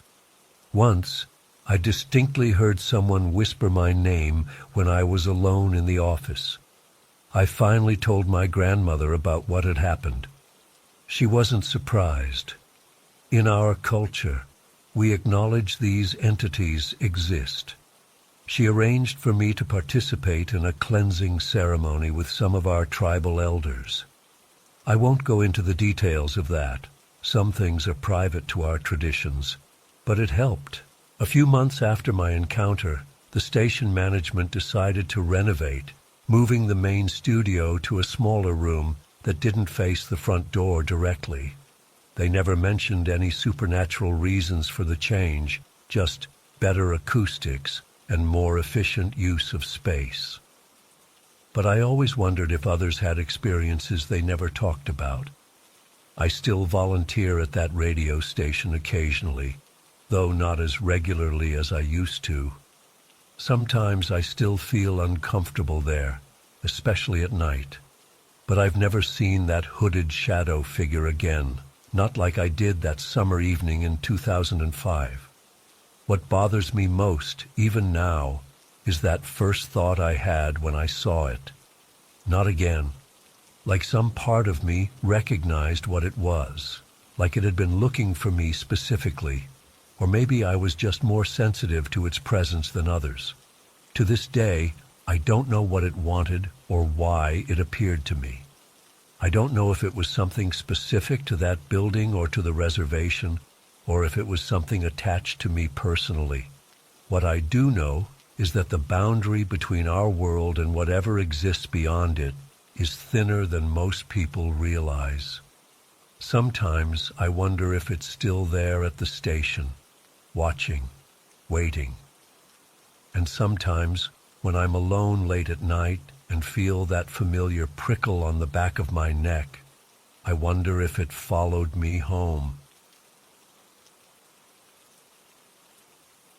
I've been sitting on this experience for almost a decade now, trying to convince myself that what happened to me in those woods near the Welsh border back in 2014 was just my imagination playing tricks. But I know what I saw. I know what I heard. And no matter how many times I've tried to rationalize it away, I can't. So I'm finally putting this down, hoping maybe someone else has encountered something similar. It was early May 2014, and I'd planned a 3-night solo camping trip in a remote wooded area. I wasn't at any designated campsite. This was proper wild camping where you're really on your own. I'd done plenty of solo trips before and always loved the solitude, the disconnect from everyday life, the quiet. The first day and a half went perfectly. Weather was decent for England in spring, not too cold, only a bit of drizzle on the first morning. I'd hiked about 7 miles that second day, found a nice clearing to set up camp, and spent the evening cooking some pasta on my portable stove. I remember feeling completely at peace, watching the sunset filter through the trees, thinking how this was exactly what I needed after months of stress at work. My tent was nothing fancy, just a simple 2-person dome tent that I'd used for years. I'd positioned it near the edge of the clearing with the entrance facing away from the forest's denser section. Around 10 p.m., I got into my sleeping bag with a couple of beers I'd packed in. Yeah, adding unnecessary weight to my pack, but worth it, and started reading a thriller I'd brought along. I must have dozed off around midnight after finishing my second beer. The book was still on my chest when I woke up to something. At first I wasn't sure what had disturbed me. Then I heard it, humming. Not just random humming, but perfect, almost unnaturally precise humming. The tune wasn't familiar, but the execution was flawless. Not a single note out of place, no breaks for breath, nothing. It was like listening to some professional vocalist practicing scales, except there was something off about it. It had this hollow quality that made the hairs on my arms stand up. I froze in my sleeping bag, straining to listen. The sound was coming from about 50 feet away, somewhere in the trees beyond the clearing. My first thought was another camper, but I hadn't seen any signs of anyone else in the area during my hike. Plus, who wanders around humming in the woods at what must have been around 1 a.m.? I lay there for what felt like forever, but was probably only a couple of minutes, trying to convince myself it was just an unusual bird or some kind of natural phenomenon. The humming never faltered, never paused for breath. It maintained the same perfect pitch and rhythm continuously. Finally, I couldn't just lie there anymore. I needed to know what was making that sound. I unzipped my sleeping bag and crawled toward the tent entrance, my heart hammering in my chest. I hesitated at the zipper, suddenly unsure if I really wanted to see what was out there. But curiosity won out. I slowly pulled the zipper down just enough to create a small opening and pressed my face against it, peering out into the darkness. The woods were dimly lit by a partial moon, creating odd shadows among the trees. The instant, and I mean the very instant, I opened that zipper, the humming stopped. Not faded out, not trailed off. Stopped, like someone had hit a mute button. The sudden silence was almost as unnerving as the humming had been. I waited, listening intently. Nothing. The forest was dead quiet. No wind, no animals, nothing. "Hello," I called out, trying to sound more annoyed than terrified. "If someone's out there fucking with me, it's not funny. Just leave me alone, all right?" No response, just more of that heavy, unnatural silence. I waited maybe 10 more seconds, listening. Nothing. I started to think maybe I dreamed the whole thing, or perhaps it had been some weird auditory hallucination brought on by the beers or exhaustion from hiking. I began to close the tent zipper, relieved that whatever it was had stopped. I was just about to zip it completely when the humming started again. This time it was loud, and close, and coming from the completely opposite direction from where I'd heard it before. My blood ran cold. There's no way, absolutely no way, that someone could have moved from the original spot to this new location in complete silence, especially through the underbrush, in those few seconds I was looking out. It was physically impossible. The new location was maybe 15 feet from my tent, close enough that I could clearly see it. I wish I could say it was just a person playing a prank. I wish I could say it was anything explainable. But what I saw standing there at the edge of the clearing, half illuminated by the moonlight, wasn't human. It was tall, impossibly tall, at least 7 feet, maybe more. Its proportions were all wrong. The limbs were stretched too long, too thin, like someone had taken a human figure and pulled it like taffy. Its arms hung nearly to its knees, fingers elongated to the point of being almost twig-like. The torso was narrow, almost concave, and its head, its head was small and round, like a ball sitting atop this distorted frame. The skin, if you could call it that, was a dull grayish color, not like any human skin tone I've ever seen, more like ash or stone.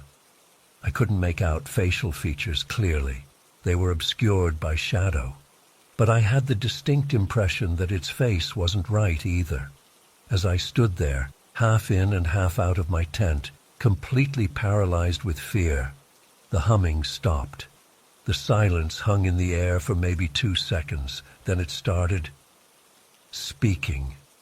Michael, my name. It was saying my fucking name. But the sound, Jesus Christ, the sound of it. It was my voice. My own voice, but with something terribly wrong about it. Like something was wearing my voice like an ill-fitting suit.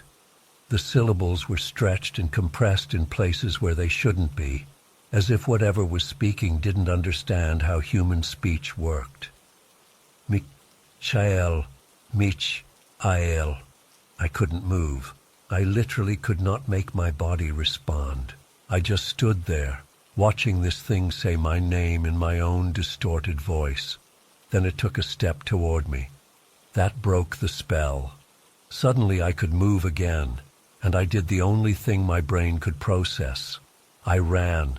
I didn't grab anything, didn't even put on shoes. I just bolted in the opposite direction, crashing through the underbrush in my socks and pajama pants. I ran blindly, branches whipping my face, rocks and sticks cutting into my feet through my socks. I had no idea where I was going, just away. Away from that thing, away from that voice. Eventually, I couldn't run anymore. My lungs were burning, my feet were in agony. I collapsed against a large tree, trying desperately to catch my breath without making noise. I sat there, curled up against the trunk, listening for any sign that the thing had followed me. For what felt like hours, I didn't move. Every small sound in the forest made me flinch.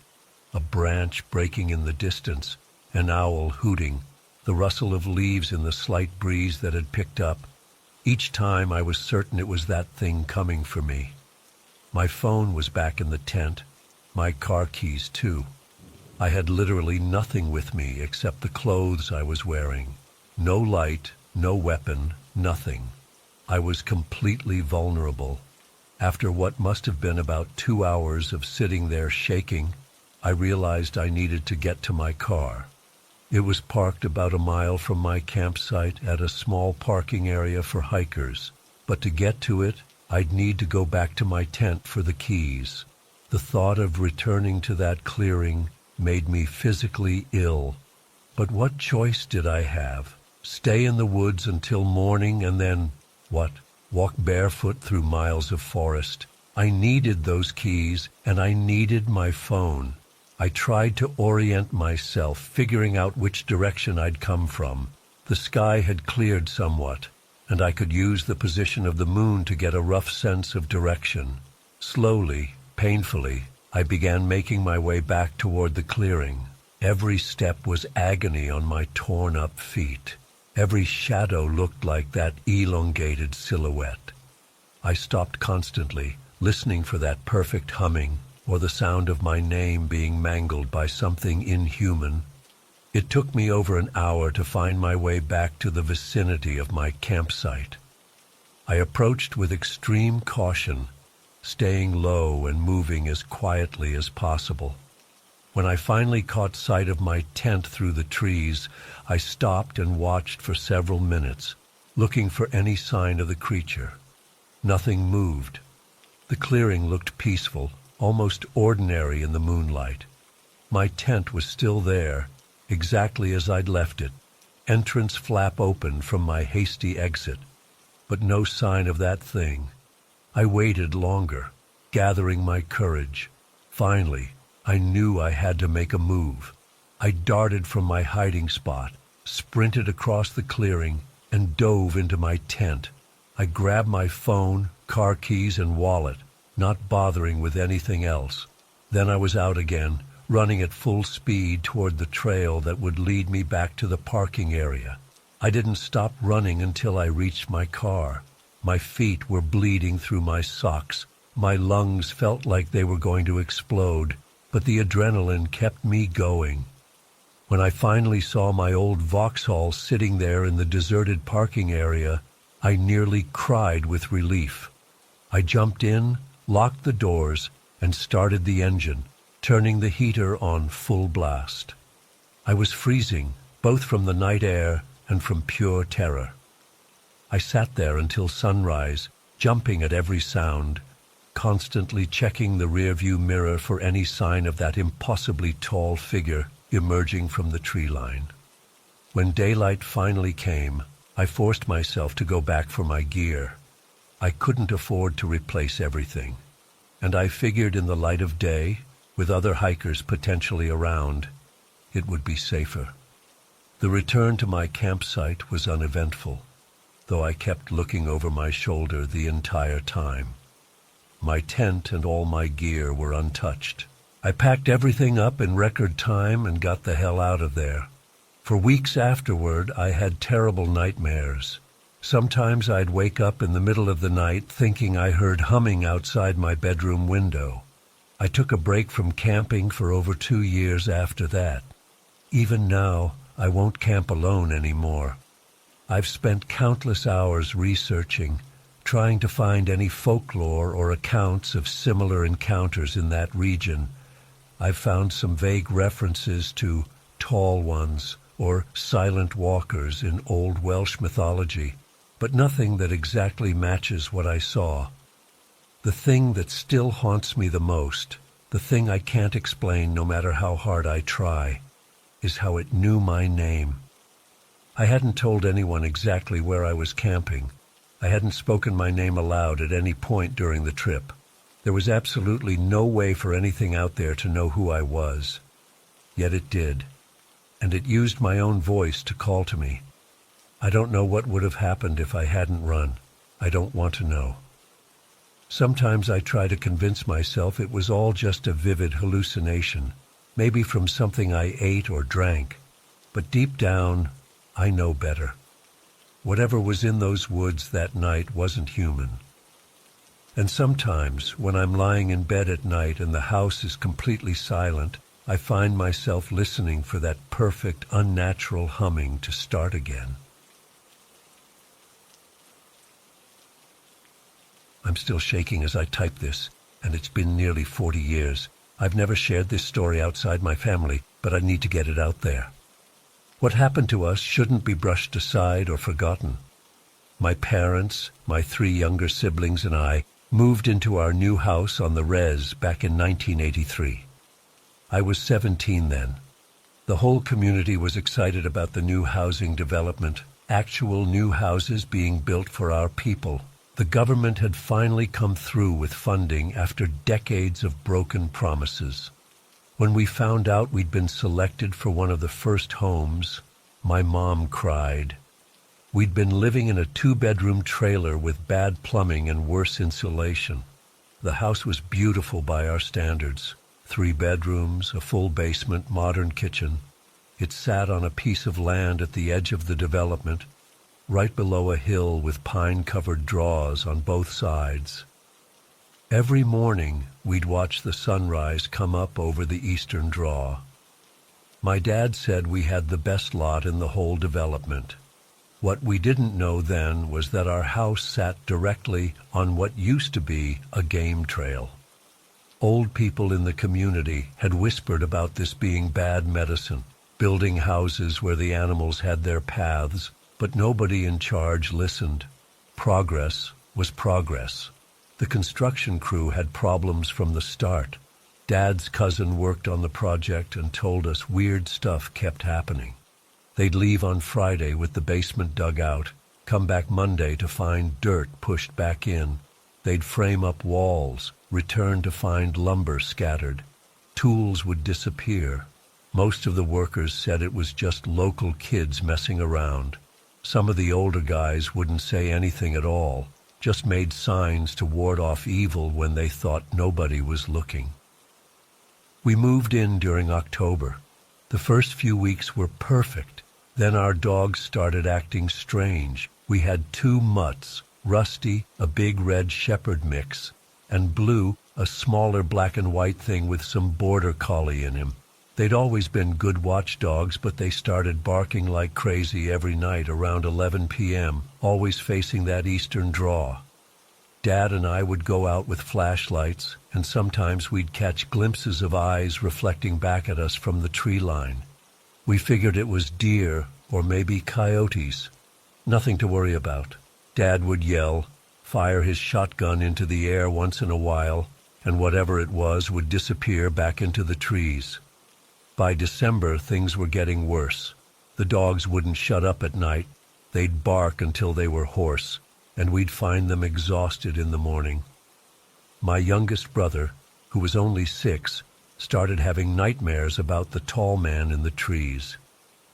My sister said she heard scratching on her bedroom window one night, but when Dad checked, there were no marks. Then came that night in January. Mom and Dad had taken my younger siblings to Rapid City for my brother's doctor appointment. They were going to stay overnight with my aunt because a storm was coming in. I stayed home to feed the dogs and catch up on schoolwork. The evening started normally enough. I heated up some leftover stew, did some homework, and watched TV. Around 10:30, I let the dogs out for their last bathroom break. They immediately started barking toward the eastern draw, which had become normal. I didn't think much of it, but then the barking changed. I've never heard anything like it before or since. It went from that challenging territorial bark to something higher pitched. Panicked.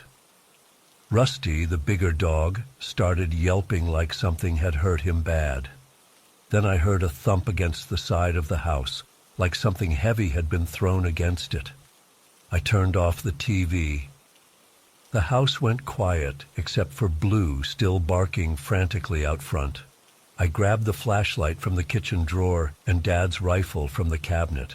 My heart was pounding so hard I could feel it in my throat. When I got to the kitchen door, I hesitated. Blue had gone quiet too. Complete silence. I switched on the porch light, but it only illuminated about 10 feet out from the house, and beyond that was pitch black. I unlocked the door, then stood there listening for a good minute. That's when I heard it, a soft shuffling sound coming from the direction of the eastern draw. Slow, deliberate footsteps crushing the frozen snow. They weren't animal footsteps. They were too heavy, too measured. I opened the door just enough to stick my flashlight through. When I pointed it toward the draw, the beam caught movement about 35 yards away, right at the top where the trees began. I still remember exactly how far it was, because my dad had set up a target there for shooting practice. What I saw wasn't a deer or a coyote. It wasn't a bear or a mountain lion. It was standing upright at the edge of the trees, tall, impossibly tall.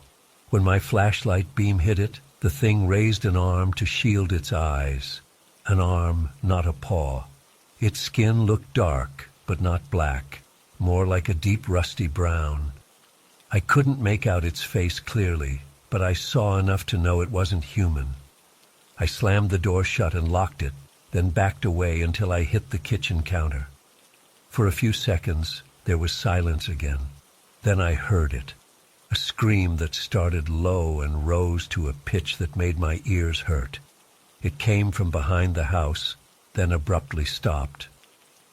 A moment later, another scream erupted right outside the kitchen door, so close it sounded like whatever made it had its mouth pressed against the wood. I heard Blue barking frantically at the front of the house, then a yelp and a thud like he'd been picked up and thrown. After that, the banging started. Heavy, deliberate blows against the walls of the house. First at the back, then the sides, then the front.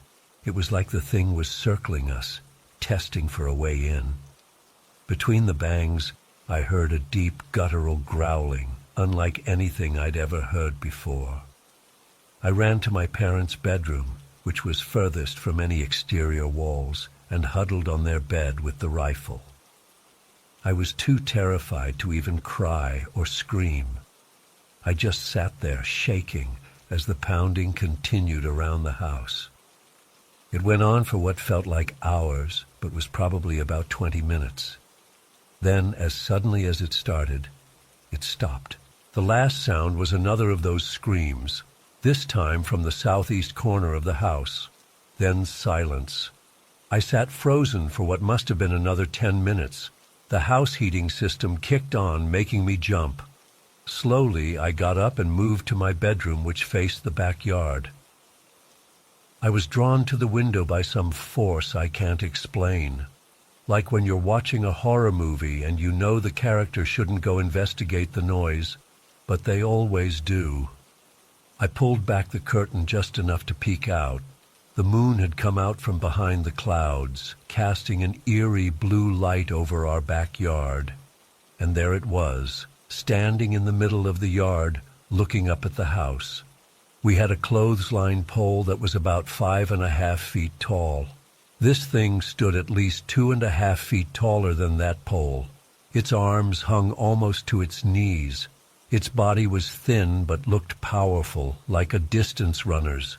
I still couldn't see its face clearly, just that it had a pronounced brow and what looked like a shallow muzzle. It must have sensed me watching, because it suddenly turned its head and looked directly at my window. I ducked down, but it was too late. I heard it moving, fast, the snow crunching under its feet as it ran back toward the eastern draw. When I dared to look again, I saw it had stopped at the edge of the trees, and it was looking back at the house, at my window. At that exact moment, headlights swept across the yard as my parents' car turned into our driveway.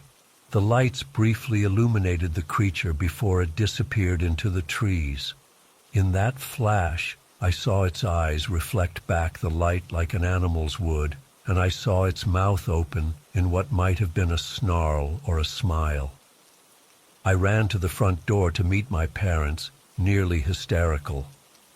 Dad didn't believe me at first, thought I'd been watching scary movies and worked myself up. But then we couldn't find the dogs. The next morning, we went out to look around. The snow told the story my words couldn't. All around the house were tracks. Tracks like bare human feet, but huge, at least 14 inches long. We measured them.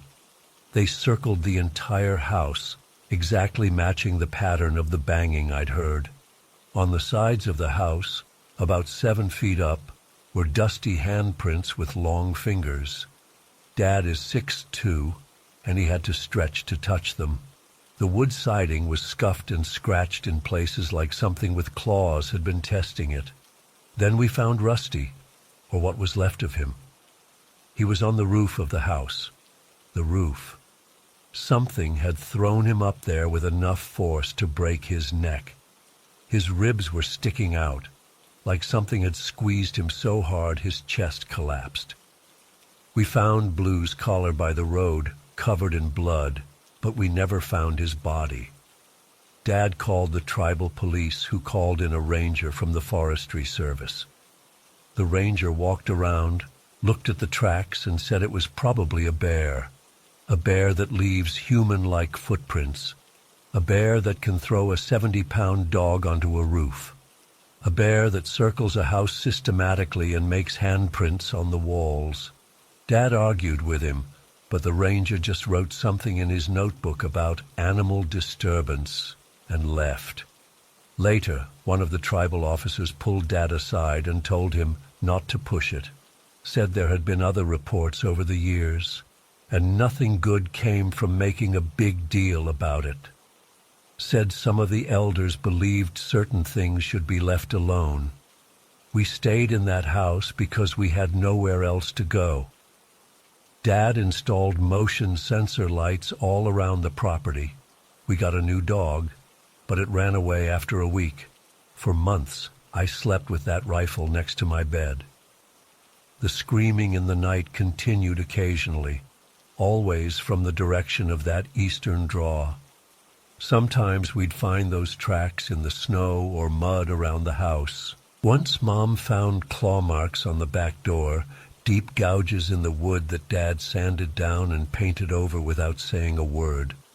Over the next few years, more houses were built nearby. Other families reported strange noises, dogs going missing, children having nightmares about the same tall figure. Nobody ever saw it as clearly as I did that night, or maybe they did and wouldn't admit it. People learned to go inside before dark and not to look out their windows at night. I left for college 2 years later and rarely went back to stay overnight. When I did, I'd lie awake listening for those footsteps, that scream. Sometimes I'd hear it, far off in the trees. My parents lived there for 15 years before they were able to move to a different house in town. The elders say we built those houses on land that should have been left alone, that there are things in this world that were here before us and will be here after us, and they don't appreciate being disturbed. I believe them. I've since learned that our reservation isn't the only place with stories like this. There are accounts from tribes all across the country about tall, thin figures that guard certain lands and punish those who trespass.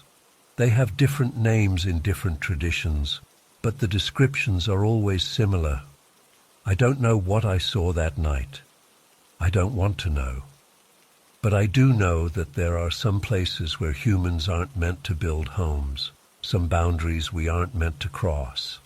And I know that whatever was in those trees is probably still there, watching as more houses go up, more land gets cleared, more ancient paths get paved over. I still can't look out windows after dark, and no matter where I live, I never, ever face my bed toward the east. I still can't explain what happened to us that night in September 2023. It's been eating away at me for months now, and even though we've moved to another state, I can't shake the feeling that something truly fucked up happened to us at Todd Lake. My boyfriend Alex and I had only been living in Virginia for about 3 months when we met John and Mary at a local brewery. They seemed cool, outdoorsy types who knew the area well.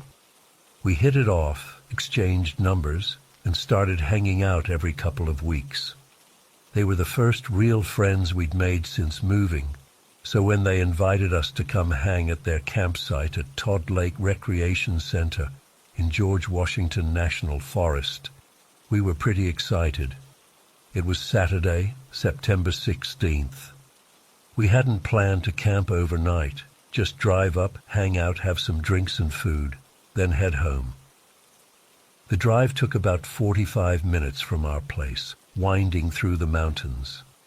It was a beautiful area, all tall pines and winding forest roads. We arrived around 5:30 p.m. with a cooler of beer and some snacks. John and Mary had set up at campsite number 1, close to the entrance of the recreation area. They had a nice spot with a picnic table, fire pit, and their tent already pitched. The weather was perfect. Not too hot, not too cold. That nice September evening vibe. We got there, cracked open some beers, and started grilling the burgers John had brought. Everything was totally normal for the first few hours. We ate, drank a couple beers each. I had maybe 3 over 3 hours, and sat around the campfire talking. John was telling us about good hiking spots nearby, and Mary was asking about our jobs. Casual stuff. I remember feeling really content, thinking we'd made some good new friends. Around 8:30 p.m., John suggested we all take a walk down to the lake. He said it was beautiful at night, and only about half a mile from the campsite. I remember hesitating for a second because it was getting dark, but Mary had one of those headlamp things, and John had a flashlight. Alex was up for it, so I decided to go too. Before we left, I put my phone in the glove compartment of our car. I didn't want to risk dropping it in the dark, and I figured we wouldn't be gone long. Alex kept his phone in his pocket. We each grabbed one more beer for the walk and headed out. The path to the lake was pretty straightforward, just a dirt trail winding through the trees. John led the way with his flashlight, then Mary, then me, with Alex bringing up the rear. I remember getting to the lake and seeing the moonlight reflecting off the water. It was really peaceful. We stood at the edge for a bit, sipping our beers and just looking at the stars. I remember John pointing out some constellation, Cassiopeia, I think. And that's where my memory just stops. The next thing I know, I'm waking up in complete darkness. My first thought was total confusion. Where the fuck was I? I was lying halfway on a trail and halfway on top of Alex. He was on his back with his head turned to the side, and I was partially on top of him with my head also turned to the side. It was like we'd been placed there deliberately, like somebody had arranged our bodies. I felt violently ill, like the worst hangover of my life times 1,000. My head was pounding, my mouth was bone dry, and I felt this weird buzzing sensation all over my skin. When I tried to sit up, the world spun so hard I immediately vomited into the leaves beside the trail. That's when Alex started to stir. He began groaning, and then suddenly bolted upright and threw up too. We were both completely disoriented. I remember him asking, "What the fuck happened? Where are we?" And I had absolutely no answer. We had no idea where we were or how we got there. It wasn't the path to the lake. This was some other trail deeper in the forest. It was pitch black, except for the moonlight filtering through the trees. Neither of us had a phone or flashlight. Alex's phone was gone from his pocket. After we managed to stop vomiting, we tried to figure out what to do. We were both shivering, though it wasn't particularly cold. Something felt deeply wrong. There was this atmosphere of dread all around us that I can't really explain. The forest was too quiet, no insects, no rustling, nothing. Just silence. We decided to follow the trail, hoping it would lead back to the campsite or at least to a road. Walking was difficult. My legs felt weak and shaky, like I'd run a marathon. Alex kept stumbling, and at one point he said his vision was blurry. But we kept going because, well, what else could we do? We walked for what seemed like forever. I kept trying to remember what had happened after we reached the lake, but there was just nothing. A complete blank space where hours should have been. It was like trying to remember a dream that slips away as soon as you wake up.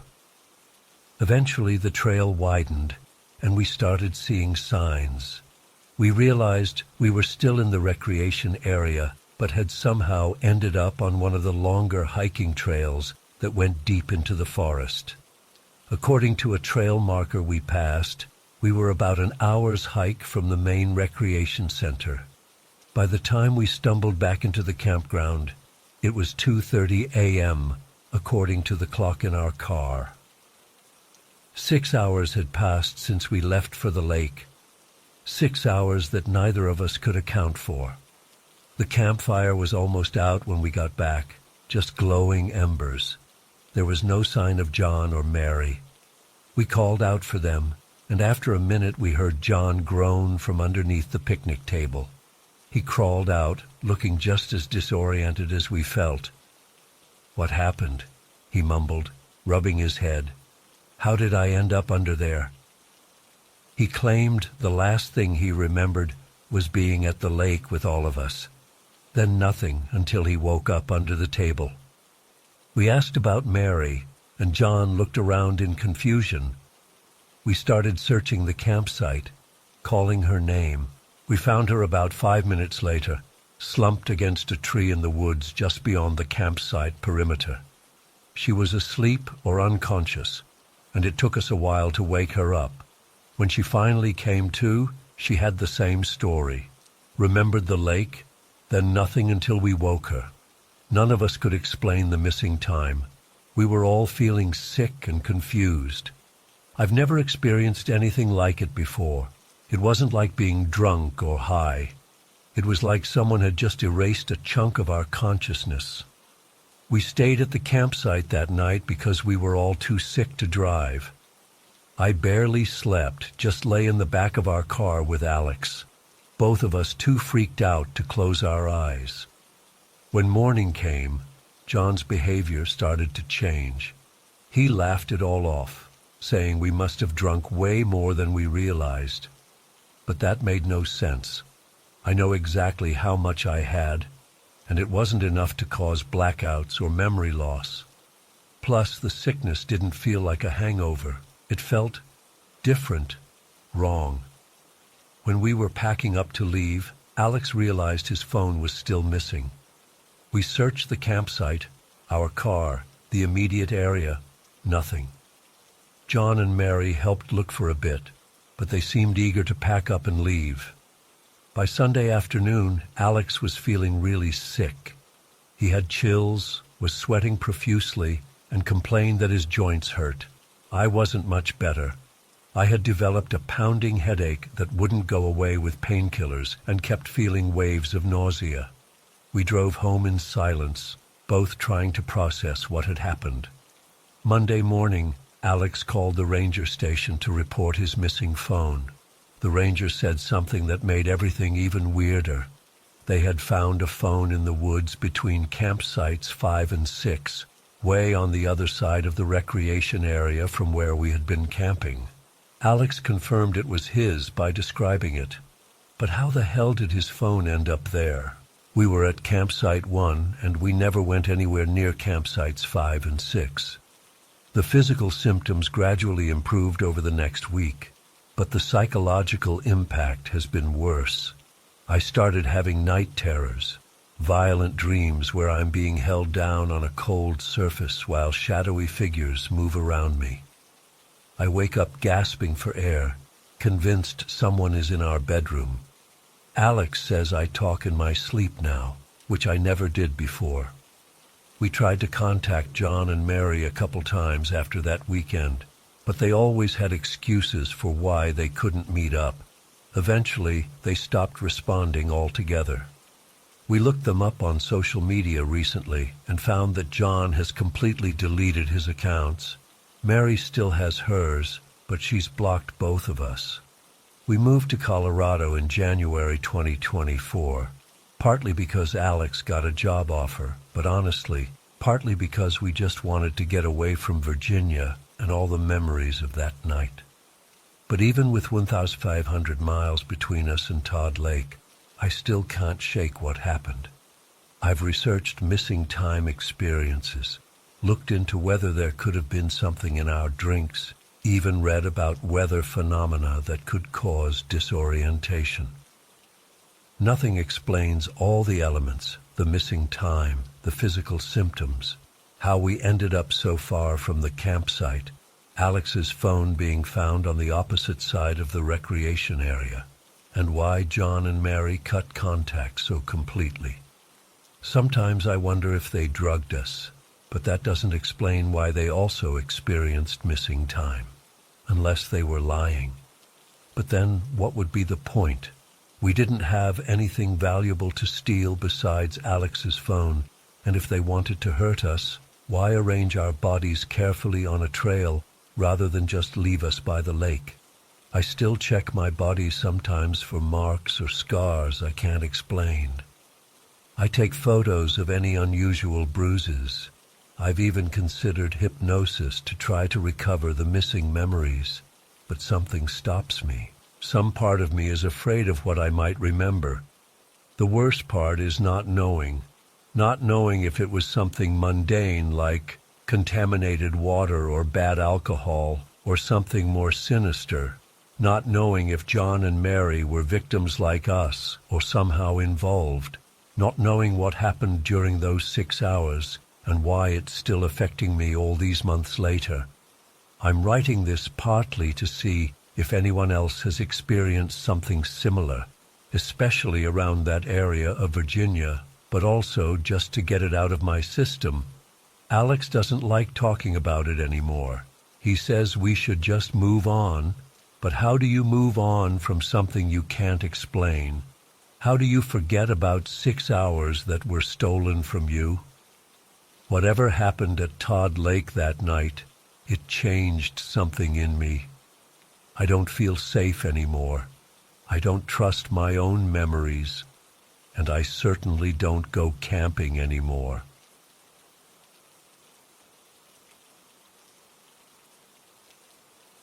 I still haven't told anyone about what happened last Christmas. My wife says it's safer that way, but I need to get this off my chest, even if I'm writing this anonymously. I've been having nightmares for months now, and maybe writing it down will help me process everything. I'm not Native American, but my wife Sarah is Navajo.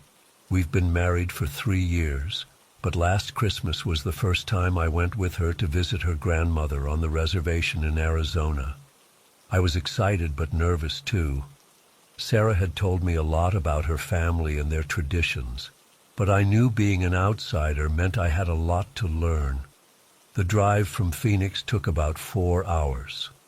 Sarah was quiet for most of the trip, which wasn't like her. When I asked if everything was okay, she just squeezed my hand and said, "Just remember what I told you about respecting the customs, okay? Some things might seem strange to you, but there are reasons for everything." We arrived after dark. The reservation was nothing like I'd imagined. I guess I had some Hollywood version in my head, but her grandmother's house was a modest single-story home with a large yard and mountains looming in the distance. The sky was incredible, though. I'd never seen so many stars in my life. Our dog Baxter came with us. He's a shepherd mix, super friendly and usually pretty chill. Sarah's grandmother, who insisted I call her Grandma May, welcomed us warmly. She was in her 70s but had this incredible energy about her. The house smelled like fry bread and coffee, and despite my nervousness, I felt welcome. We brought in our bags and settled in the guest room. Baxter made himself right at home, sniffing around and eventually curling up at the foot of our bed. Grandma May had prepared dinner, mutton stew, fry bread, and some kind of corn dish that was delicious. We sat around her kitchen table, eating and talking. She asked me about my job, I'm an electrical engineer, and told me stories about Sarah as a kid. After dinner, Sarah's cousin Mike and his wife came over. We played cards and drank coffee until about midnight. It was comfortable and normal, nothing unusual at all. Mike told jokes, everyone laughed, and I started to relax. This wasn't so different from visiting my own family in Ohio. We went to bed around midnight. The guest room had a comfortable queen bed with about 6 blankets piled on it. "It gets cold at night," Grandma May had explained. I fell asleep almost immediately, tired from the drive and all the socializing.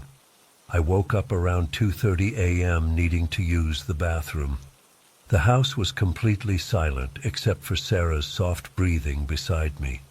When I sat up, I noticed Baxter was sitting at attention near the bedroom door, his ears perked forward. He wasn't growling or barking, just staring intently at the door like he was listening for something. "Need to go out, boy?"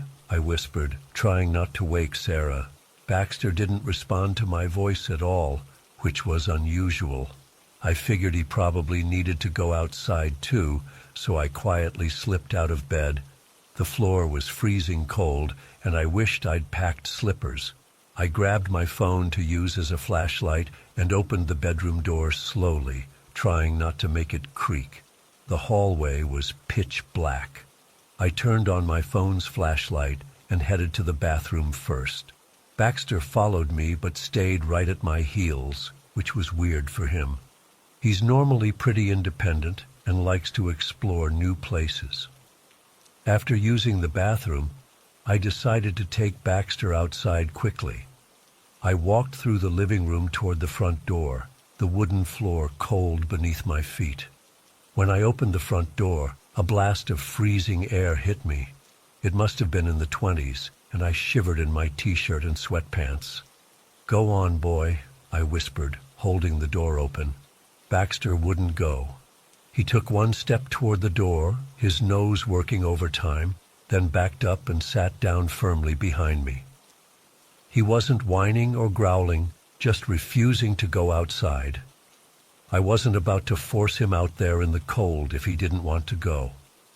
"Okay, suit yourself," I told him, closing the door. I was thirsty, so I went to the kitchen to get some water.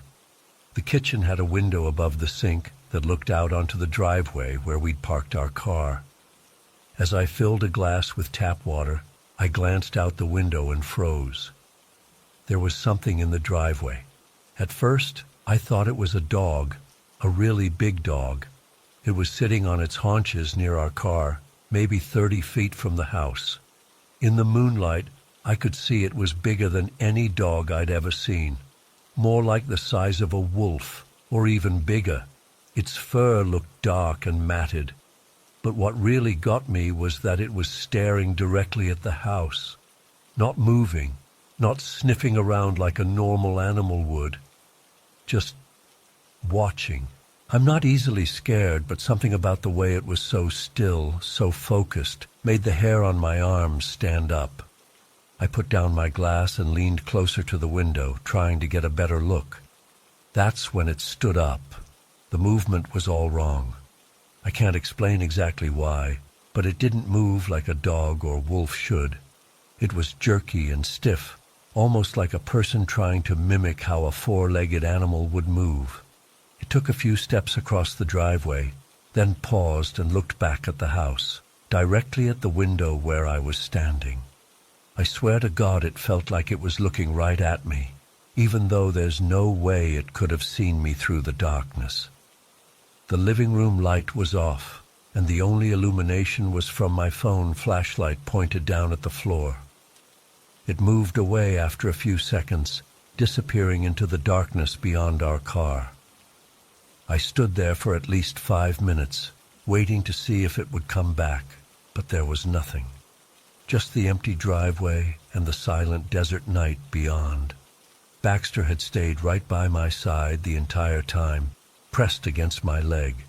He wasn't barking or growling, but his body was tense.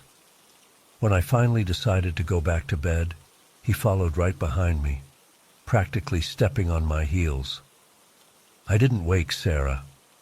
I figured it was just some stray dog or maybe even a coyote, though it seemed way too big for that. I got back in bed, but it took me a long time to fall asleep.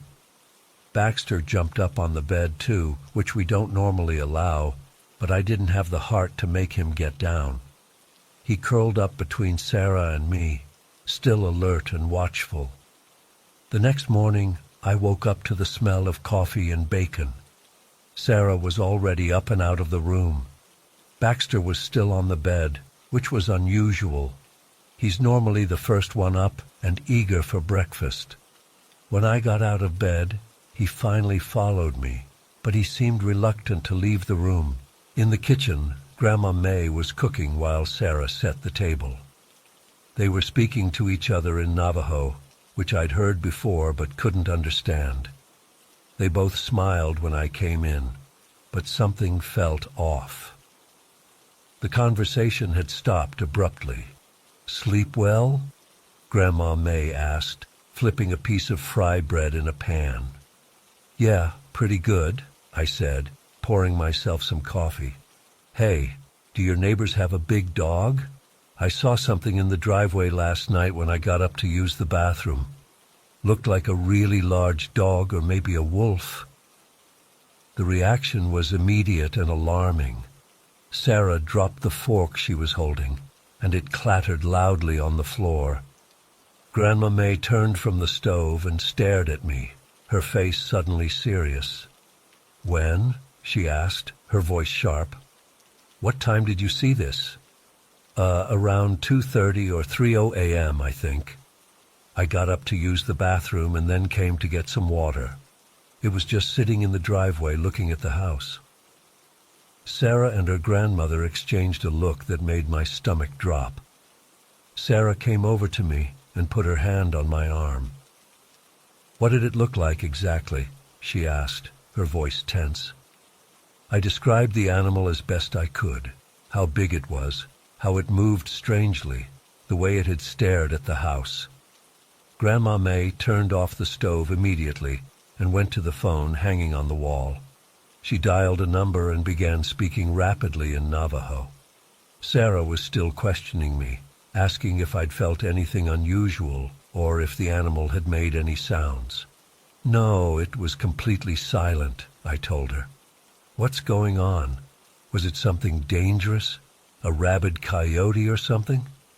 Sarah didn't answer right away. She looked genuinely scared, which wasn't like her at all. Sarah's one of the most level-headed people I know. "It wasn't a coyote," she finally said. "And yes, it's dangerous. We need to take care of this." Grandma May finished her phone call and came back to us. "Albert is coming," she said to Sarah, "and he's bringing Thomas." Sarah nodded and squeezed my hand. "Albert is a medicine man," she explained to me, "and Thomas is something like a priest in our tradition." I was confused and starting to get anxious. "For a stray dog? I don't understand." "It's not a dog," Grandma May said firmly. "It's a skinwalker." I'd heard the term before, vaguely, probably from some movie or TV show, but I didn't really know what it meant. Sarah had never talked much about this aspect of her culture with me. "A skinwalker is a witch," Sarah explained, keeping her voice low. "A very dangerous person who has learned dark magic. They can transform themselves to look like animals." I wanted to laugh, to tell them they were overreacting, but the fear in their eyes stopped me. They weren't joking. They genuinely believed what they were saying. "Are you sure? I mean, it looked like an animal to me, just a big dog or something." "Did it move like a normal animal?" Grandma May asked. I remembered the strange, jerky movement. "No," I admitted. "It moved wrong somehow." They both nodded like this confirmed everything. "They're drawn to outsiders," Sarah said softly. "People who don't belong here, who don't know how to protect themselves." I felt a chill run down my spine despite myself. "So what do we do now?" "We wait for Albert and Thomas," Grandma May said, turning back to the stove. "And we eat. We'll need our strength." The breakfast was tense and quiet. Even Baxter wasn't himself. He wouldn't eat his food and stayed glued to my side. About an hour later, Albert and Thomas arrived. Albert was an older man, probably in his 60s, with long gray hair pulled back in a ponytail. Thomas was younger, maybe 40, with a serious expression. They spoke with Grandma May and Sarah in Navajo for a few minutes, occasionally glancing at me. Then Albert approached me. "You saw something last night," he said. It wasn't a question. I nodded and described what I'd seen again. Albert listened carefully, nodding occasionally. "It knows you're here now," he said when I finished. "It's curious about you. Outsiders are interesting to them. "What does it want?" I asked, trying to keep my voice steady. Albert exchanged a look with Thomas. "Nothing good," he said simply, "but we will protect this house and everyone in it." Thomas had brought a small cloth bag, which he opened on the kitchen table. Inside was what looked like dried sage and some other herbs I didn't recognize.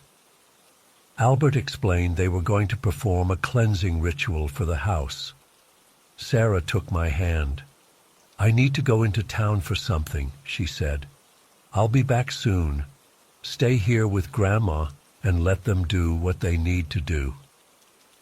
I wanted to go with her, but something in her expression told me not to argue. After she left, Thomas began burning the sage in a small clay bowl. The smoke was thick and fragrant. He walked through every room of the house, wafting the smoke into corners and around windows and doors. Albert followed behind him, speaking softly in Navajo. When they finished inside, they went outside. I watched through the window as they circled the entire house, Thomas with his smoking bowl and Albert speaking into the wind. They paid special attention to the driveway where I'd seen the creature. Grandma May sat with me at the kitchen table. "You should know some things," she said, her voice gentle but serious. "There are rules here that keep people safe. Rules you didn't know." "What kind of rules?" I asked. "Don't go outside at night if you can help it, especially not alone. If you need to use the bathroom at night, use the one inside. Never the outhouse."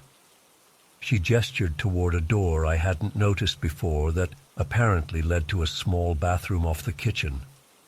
"If you see something strange, tell us immediately. Don't wait until morning." I nodded, feeling guilty that I hadn't woken Sarah the night before. And never talk about these things with strangers or people off the reservation. You never know who might be listening. That last part sent another chill through me. The way she said it made it clear she wasn't talking about eavesdropping in the normal sense. Sarah returned about an hour later with a package wrapped in butcher paper.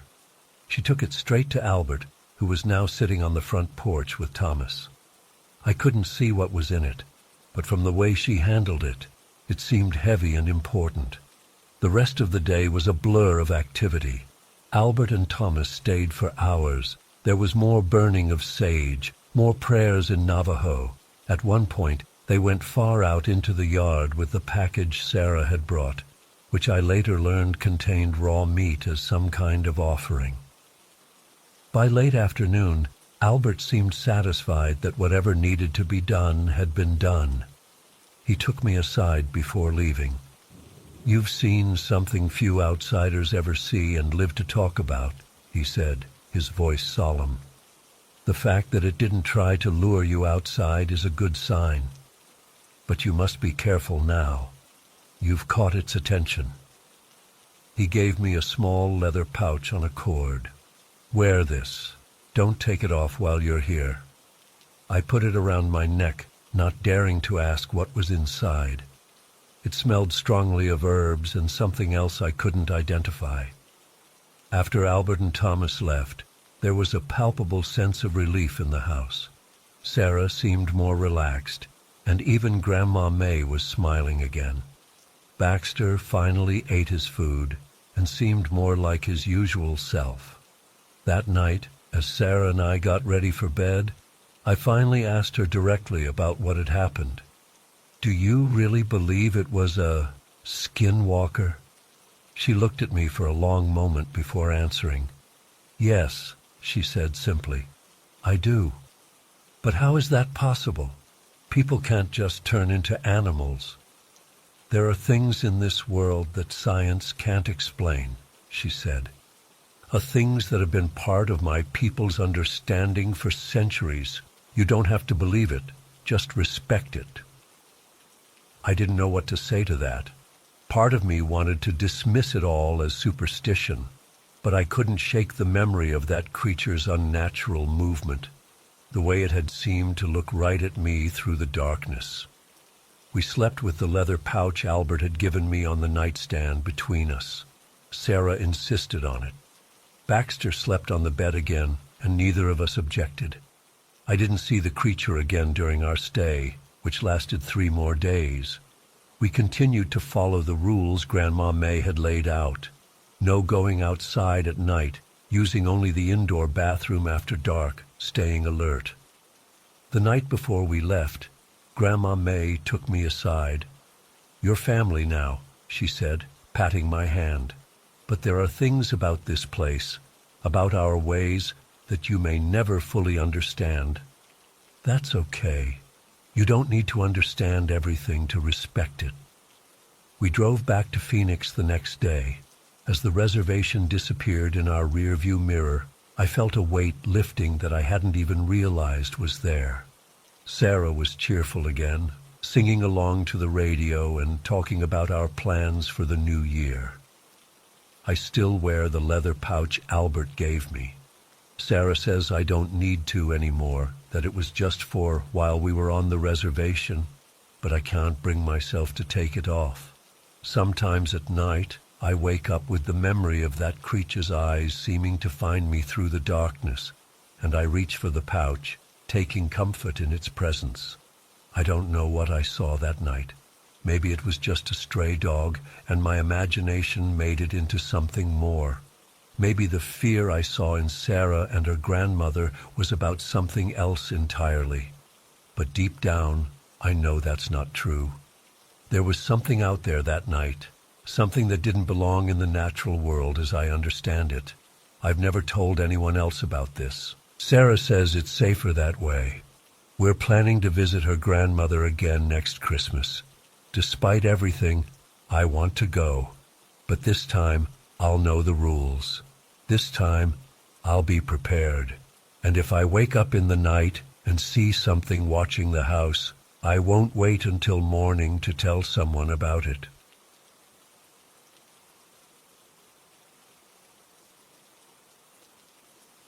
I still can't sleep properly. It's been almost 3 months since it happened, but every time I close my eyes, I see that thing. And Jake's face, the way he just stood there. I keep checking my locks at night, and I've started sleeping with the lights on. I need to get this off my chest, so here goes. My hometown has 2 malls, the new Ridgeview Plaza that opened about 5 years ago, and the old Westfield Mall from the early 90s.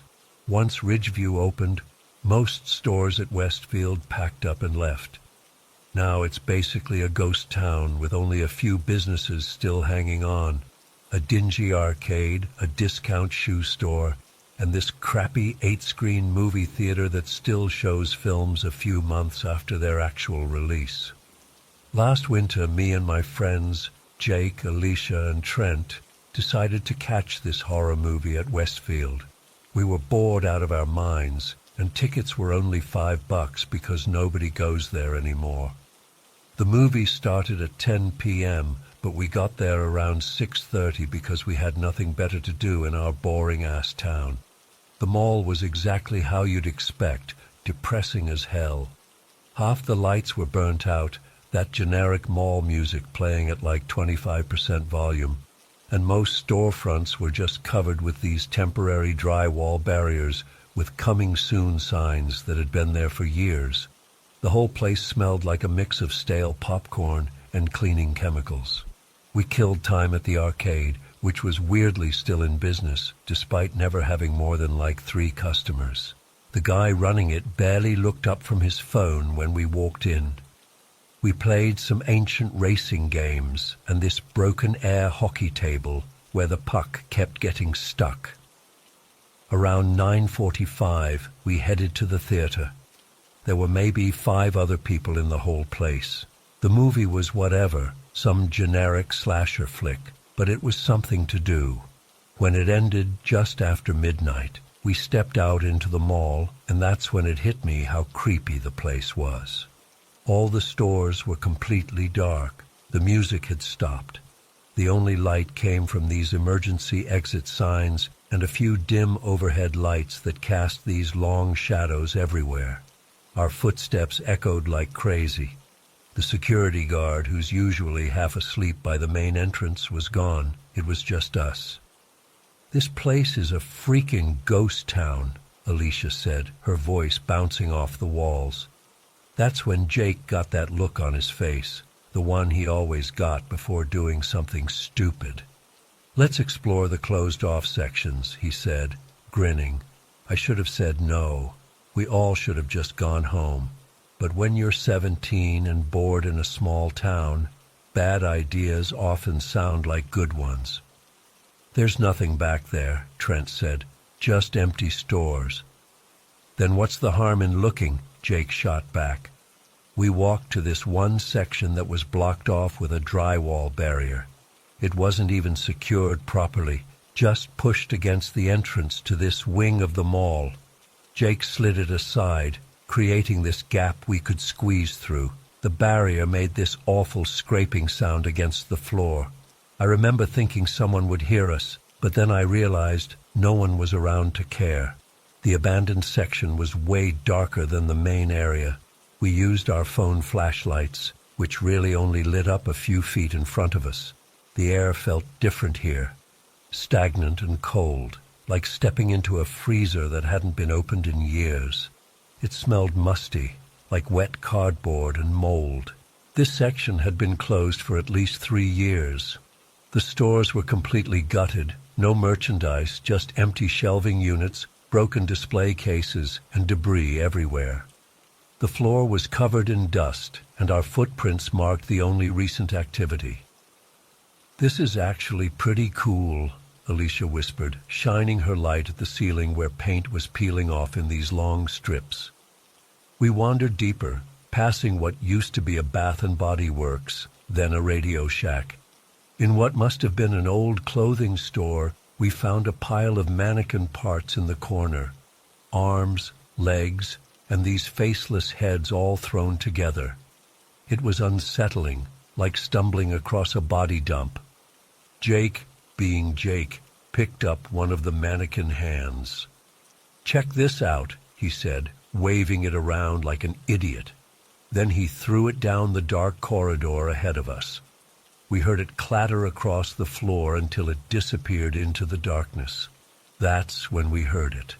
This sound like someone stepping on gravel or broken glass, but slow, deliberate, coming from the direction Jake had thrown the hand. "Very funny, Jake," Alicia said, but Jake was right beside me. "That wasn't me," he whispered. We all froze, listening. The crunching sound stopped. "It's probably just the building settling," Trent said, but he didn't sound convinced. Then something came flying out of the darkness and landed right at our feet. It was the mannequin hand Jake had thrown, except it didn't look right anymore. The plastic was cracked and warped, like something had squeezed it with tremendous force. The fingers were bent backward in impossible angles. "What the fuck?" Alicia whispered, her voice shaking. "Let's get out of here," I said, already backing up. We all turned to leave, but Jake wasn't moving. He was staring down the dark corridor. "Jake, come on," I hissed, grabbing his arm. "I think I saw something move," he said, shaking me off and taking a step forward. "Hello?" he called out. None of us saw him leave. One second he was there, the next he just wasn't. It happened so fast and so quietly. "Jake," Alicia called, her voice rising in panic. "Jake, this isn't funny." We stood there, our flashlights scanning the darkness, but there was no sign of him. The silence was overwhelming, that deep, heavy silence that makes your ears ring. "He's just messing with us," Trent said, but I could hear the fear in his voice. That's when Alicia's phone died, just completely shut off despite having over 50% battery. The sudden loss of light made us huddle closer together. "Jake!" I shouted, my voice echoing through the empty stores. No response. Trent's phone slipped from his hand, clattering to the floor. When I bent down to pick it up, I pointed the flashlight straight ahead, and that's when I saw Jake. He was standing about 30 feet away, completely rigid, like a statue. His back was to us, and he was looking up at the ceiling. But what made my blood run cold was what I saw standing behind him. It's hard to describe what I saw. My brain didn't want to process it. This thing was towering over Jake. It must have been at least 6 feet tall, maybe more. Its face, if you could call it that, was twisted, with too many teeth crammed into a mouth that took up most of its head. Its eyes were these black, sunken pits. The body was all wrong. It had this short, stunted torso, but its limbs, God, its limbs were like a spider's, too long, too narrow, bending at unnatural angles.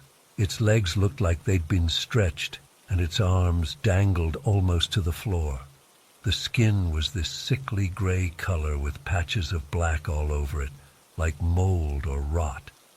As I watched, frozen in terror, it placed one of its hands on Jake's shoulder. Its fingers were twice as long as they should be, wrapping all the way around to his collarbone. Jake didn't move, didn't scream, just stood there, rigid, staring upward. I couldn't breathe, couldn't move. It was like my body had shut down completely. Then Alicia grabbed my arm, her nails digging into my skin. "We need to go," she whispered, her voice barely audible. "Now!" I flashed the light back to where Jake and the creature had been, but there was nothing there. Both of them had vanished, just gone. The empty store stretched out before us, with no sign of Jake or whatever that thing was. That broke us out of our paralysis. We ran. We fucking ran like our lives depended on it, because I'm pretty sure they did. We scrambled through the gap in the drywall, knocking it over in our panic. The crash echoed through the mall like a gunshot, but we didn't stop. We sprinted through the main corridor, past the darkened stores, past the silent arcade. I remember the exit doors seemed miles away, like in a nightmare where you're running but never getting closer to your destination. My lungs were burning, but the fear of that thing behind us kept me going. When we finally burst through the exit into the parking lot, the cold air hit me like a slap. We ran all the way to Trent's car, piling in and locking the doors. Trent's hands were shaking so bad he could barely get the key in the ignition. "What about Jake?" Alicia sobbed from the back seat. "We can't just leave him." But we did. God help me, we did, because none of us was willing to go back in there. We drove straight to Jake's house. His mom answered the door in her bathrobe, confused and annoyed at 3 teenagers showing up past 1 a.m. When we asked about Jake, she looked at us like we were crazy. "He's upstairs," she said. "Got home about 20 minutes ago. Said he wasn't feeling well." I felt this wave of relief so intense my knees nearly buckled. Jake was home. He was safe. Whatever I thought I saw in that mall must have been my imagination, right? But when Jake's mom let us come in to check on him, my relief evaporated. He was sitting at the kitchen table, staring at the floor. He didn't look up when we came in, didn't respond when Alicia said his name. "He's been like this since he got home," his mom said, worry creeping into her voice. I was about to call the doctor. I approached him slowly. "Jake, it's me. Are you okay?" He finally looked up, and I had to stop myself from recoiling. His eyes were different, not in a way I could explain, but they weren't Jake's eyes anymore. They were empty, distant, like he was looking through me rather than at me. "I'm fine," he said in this flat, monotone voice I'd never heard from him before. "Just tired. You should go home now." His mom ushered us out, saying he probably just needed rest. As we left, I looked back and saw Jake watching us from the window. He raised his hand to the glass, and for just a second I thought his fingers looked too long, too thin. But when I blinked, his hand looked normal again. Within a week, Jake and his family moved away. No goodbyes, no forwarding address, just a sold sign in their yard that appeared overnight. None of us heard from him again. Alicia, Trent, and I don't talk about what happened. We avoid each other at school now, as if by unspoken agreement. Looking at each other just brings it all back. I've tried researching what we might have seen: urban exploration forums, paranormal websites, local history. Nothing explains what was in that mall. Sometimes I wonder if it's still there, waiting in the darkness for someone else to wander in. I drive past Westfield sometimes. It's scheduled for demolition next year. Part of me hopes they tear it down soon, bury whatever's in there under tons of rubble. Another part is terrified about what might escape when they do. I don't go to malls after dark anymore. Any malls. I suggest you don't either. And if you ever hear something, throw back what you've thrown into the darkness. Run. Don't look back. Just run.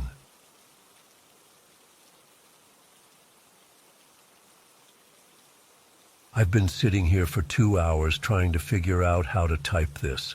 My hands are still shaking. I'm not sure if writing about it will help or just make everything worse, but I need to tell someone what happened 3 days ago. I can't sleep, I can't eat, and I sure as hell can't close my eyes without seeing that thing. I used to love hiking. God, that sounds so strange to say now. Used to. I've been hiking solo in the mountains near my home in Colorado for almost 15 years. Nothing fancy, just weekend trips to clear my head. It was my escape, you know? The one thing that kept me sane when work got too stressful. Last Saturday was supposed to be just another hike. I packed my usual gear the night before: backpack with water, protein bars, first aid kit, pocket knife, bear spray, flashlight, and an emergency flare kit I've carried for years but never needed to use. Standard stuff. I even checked the weather forecast: clear skies, moderate temperature, perfect hiking conditions. I drove out to my usual trailhead around 7 a.m. The parking lot was empty, which wasn't unusual for that time. I liked the solitude. But when I got to the trail entrance, there was a sign I hadn't seen before: trail closed, rock slide damage, no entry. Crap. I stood there for a minute, not wanting to waste the drive. I remembered another trailhead on the east side of the mountain, about 20 minutes away by car. It wasn't my preferred route, steeper, less maintained, but it would get me up the mountain. The secondary parking area was completely deserted when I arrived. Not even tire tracks in the dirt. I should have seen that as a warning, but instead, I was just happy to have the mountain to myself. I locked my car, double-checked my gear, and set off. This trail was immediately different. Overgrown in places, with branches reaching across the path like they were trying to block the way. The forest was denser here, too, less sunlight filtering through. I had to push aside bushes and duck under fallen trees several times in the first mile. My regular trail was nothing like this. It was well maintained, clearly marked. This felt like walking through someone's neglected backyard. About an hour in, I started to wonder if I was still on an actual trail at all. The path would disappear completely in sections, forcing me to navigate by instinct before finding traces of it again. I checked my phone, no service, as expected this far up. My GPS app was working, though, showing me steadily climbing elevation, so I kept going. 2 hours into the hike, the forest suddenly opened into a small clearing with a stream running through it. The contrast was jarring, almost like stepping from winter into spring. Wildflowers dotted the grass, and the stream water was crystal clear. I stopped to refill my water bottle and rest for a bit. The silence was complete. No birds, no insects, nothing but the soft gurgle of the stream. It should have been peaceful, but something about it felt off, like the quiet was too perfect. I pressed on, following what I thought was the trail back into the forest on the other side of the clearing. The path grew steeper, becoming more of a climb than a hike in some sections. My legs were burning, but I was determined to reach the summit. After another 2 hours of tough hiking, I finally broke through the tree line near the top. The view was incredible. Miles of forest, valleys, and smaller peaks stretching to the horizon. That's when I spotted it. A small cabin, about halfway down the mountain's other side, nestled in a patch of trees. I hadn't seen any structures marked on the trail maps, and curiosity immediately got the better of me. I decided I'd check it out on my descent. I spent about 30 minutes at the summit, eating a protein bar and taking pictures. By then it was around 2 p.m., and I wanted plenty of time to explore the cabin and get back to my car before dark. I started down, taking a different route that I hoped would lead me closer to the structure. Getting to the cabin was way harder than I expected. The forest seemed almost resistant. I know how crazy that sounds. But the trees grew denser as I approached, with no clear path through. Branches scratched at my face and caught on my clothes. Several times I lost sight of the cabin completely, only to spot it again from a different angle, like it had moved. By the time I finally reached it, my arms were covered in scratches, and I was swearing under my breath. The cabin itself was old, really old. The logs were weathered gray with patches of green moss clinging to the north-facing wall. One window was completely broken, while another was just cracked.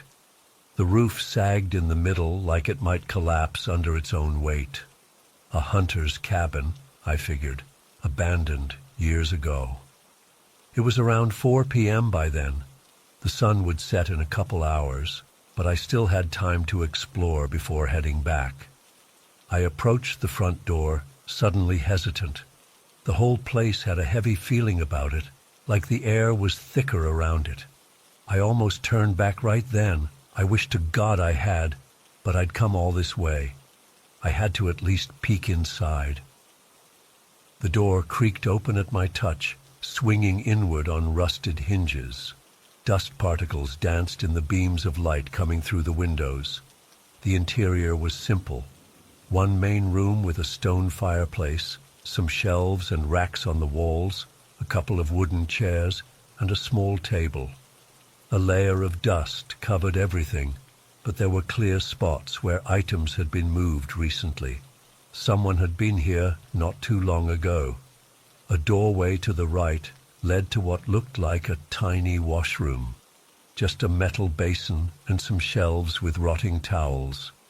To the left was another door, partially open, and straight ahead, at the back of the main room, was a closed door that I assumed led to another room. I moved cautiously to the door on the left, pushing it open slowly. It was a small bedroom with a metal-framed bed, the mattress long rotted away to springs and scraps of fabric. A desk sat against one wall, papers scattered across it. I stepped inside, curiosity overwhelming my growing uneasiness. The papers on the desk were mostly deteriorated, but some had what looked like drawings, crude sketches of the surrounding mountains and something else, figures in the trees that didn't look quite human. I told myself they were just badly drawn deer or bears. When I turned to leave the room, I noticed another door in the corner that I'd missed. It was ajar, showing another bedroom beyond. I pushed it open. The smell hit me first, musty and organic, like old leaves and something else underneath. The room was smaller than the first bedroom, with a desk and chair, but no bed. And behind the desk, Jesus. I still can't believe what I saw. A skeleton. An actual human skeleton slumped against the wall, wearing the tattered remains of what might have been hiking clothes. The fabric was so decayed I couldn't tell the color, but I could make out the shape of a jacket and pants. The skull was tilted back, jaw hanging open like it had died screaming. I stumbled backward, my back hitting the door frame. I needed to get out now, but as I turned to run, I heard it, the front door of the cabin slamming shut. Then footsteps. Something was moving in the main room. Pure instinct took over. I ducked into the room with the skeleton and pulled the door nearly closed, leaving just a crack to see through. My heart was hammering so hard, I was sure whatever was out there would hear it. The footsteps moved across the main room, not the solid steps of boots, but something softer, dragging. Then silence. I held my breath, pressing my eye to the crack in the door. That's when I saw it enter the first bedroom. It didn't walk in, it crawled on all fours, but not like any animal I've ever seen. Its limbs were too long, joints bending at wrong angles. The skin was gray, not pale like a person's, but the actual color of wet cement. Its fingers, Christ, its fingers were twice as long as they should be, ending in black nails that looked sharp as knives.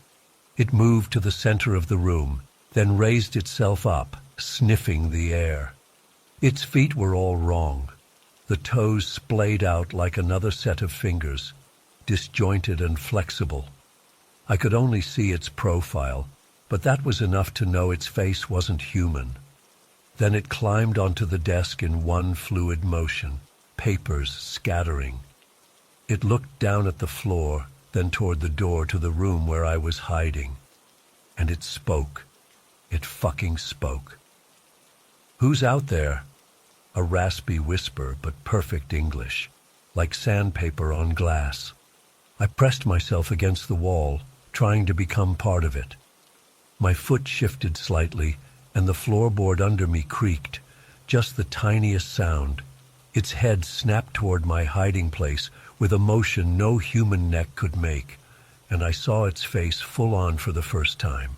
The eyes were gray, no pupils that I could see, and sunken deep in the skull, but the mouth, God, the mouth opened impossibly wide, revealing rows of teeth like a fucking shark, disappearing down a throat that looked like a cavern. It let out a shriek that felt like needles in my ears. I slammed the door shut and bolted through the other room, through the main area, and hit the front door with my full weight. It burst open and I was outside, running blindly into the forest, the creature's screams still echoing behind me. I don't remember much of the next part clearly. I was running downhill, crashing through bushes, slipping on rocks. I fell at least twice, gashing my leg on something sharp. My hands were bleeding from grabbing at branches. The light was fading fast, making the forest into a maze of shadows. At some point, I realized I wasn't on any path at all. The mountain slope was getting steeper, and I had no idea if I was even heading in the right direction. All I knew was that I needed to get down, get back to my car. It was almost completely dark when I heard them. More shrieks coming from multiple directions. Not just echoes, there were more of those things out there. I fumbled for my flashlight, but my hands were shaking so badly I dropped it, watching helplessly as it bounced away down the slope and disappeared. In desperation, I pulled out one of my emergency flares. I needed light, needed to see what was around me. I struck it, and the harsh red glow illuminated the trees around me. That's when I saw them.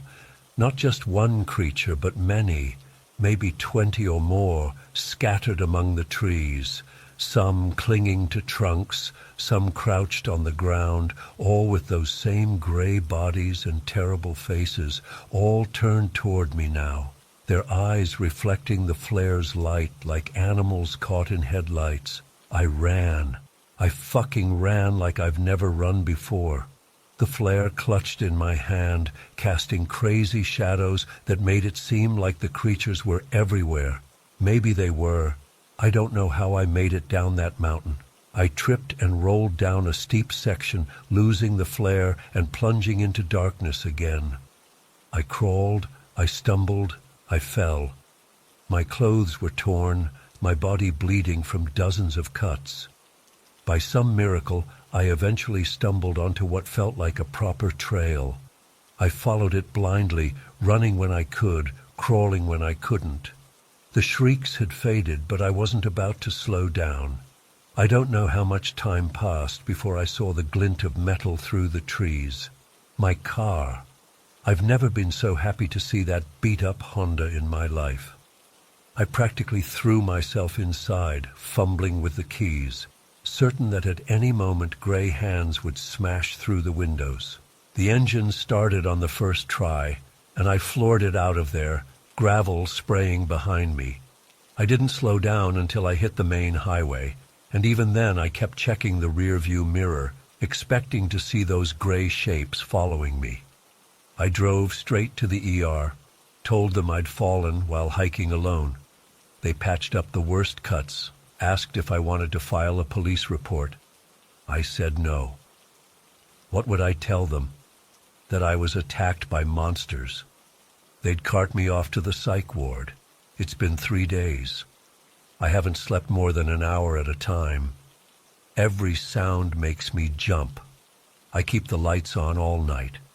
I've searched online for any mention of strange creatures in those mountains, for missing hikers, for that cabin.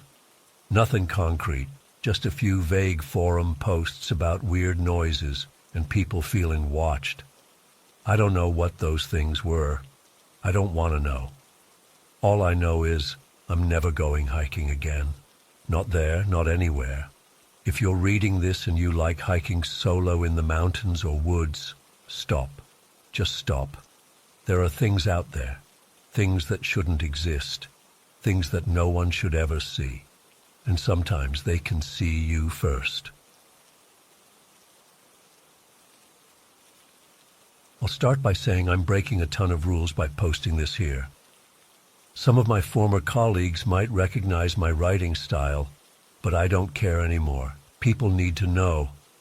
20 years in the extermination business specializing in unusual infestations means I've seen pretty much everything, from standard spirit hauntings to less common cryptid colonizations.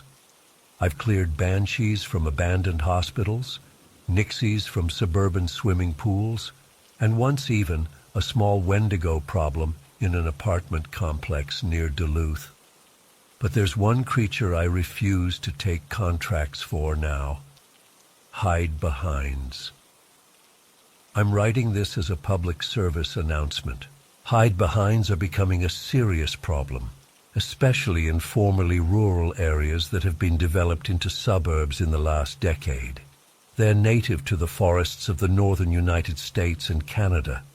But as we keep cutting down their habitats, they're adapting to suburban environments at an alarming rate. Most cryptids or supernatural entities can be captured, banished, or at least contained with the right equipment and knowledge. Hide-behinds are different. Once they've claimed a territory, they're nearly impossible to remove. First documented by Native Americans, particularly Ojibwe and Abenaki tribes, and later by lumberjacks in the Pacific Northwest during the logging boom, hide-behinds earn their name from their most distinctive behavior. They're impossibly quick at ducking behind objects when spotted.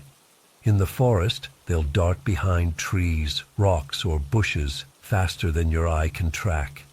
In homes, they use furniture, doorways, kitchen cabinets, TVs, shower curtains, anything that can momentarily block line of sight. What makes them exponentially more dangerous than other cryptids is their shape-shifting ability. Not true shape-shifting like skinwalkers, but something even more insidious. Hide-behinds appear differently to different witnesses.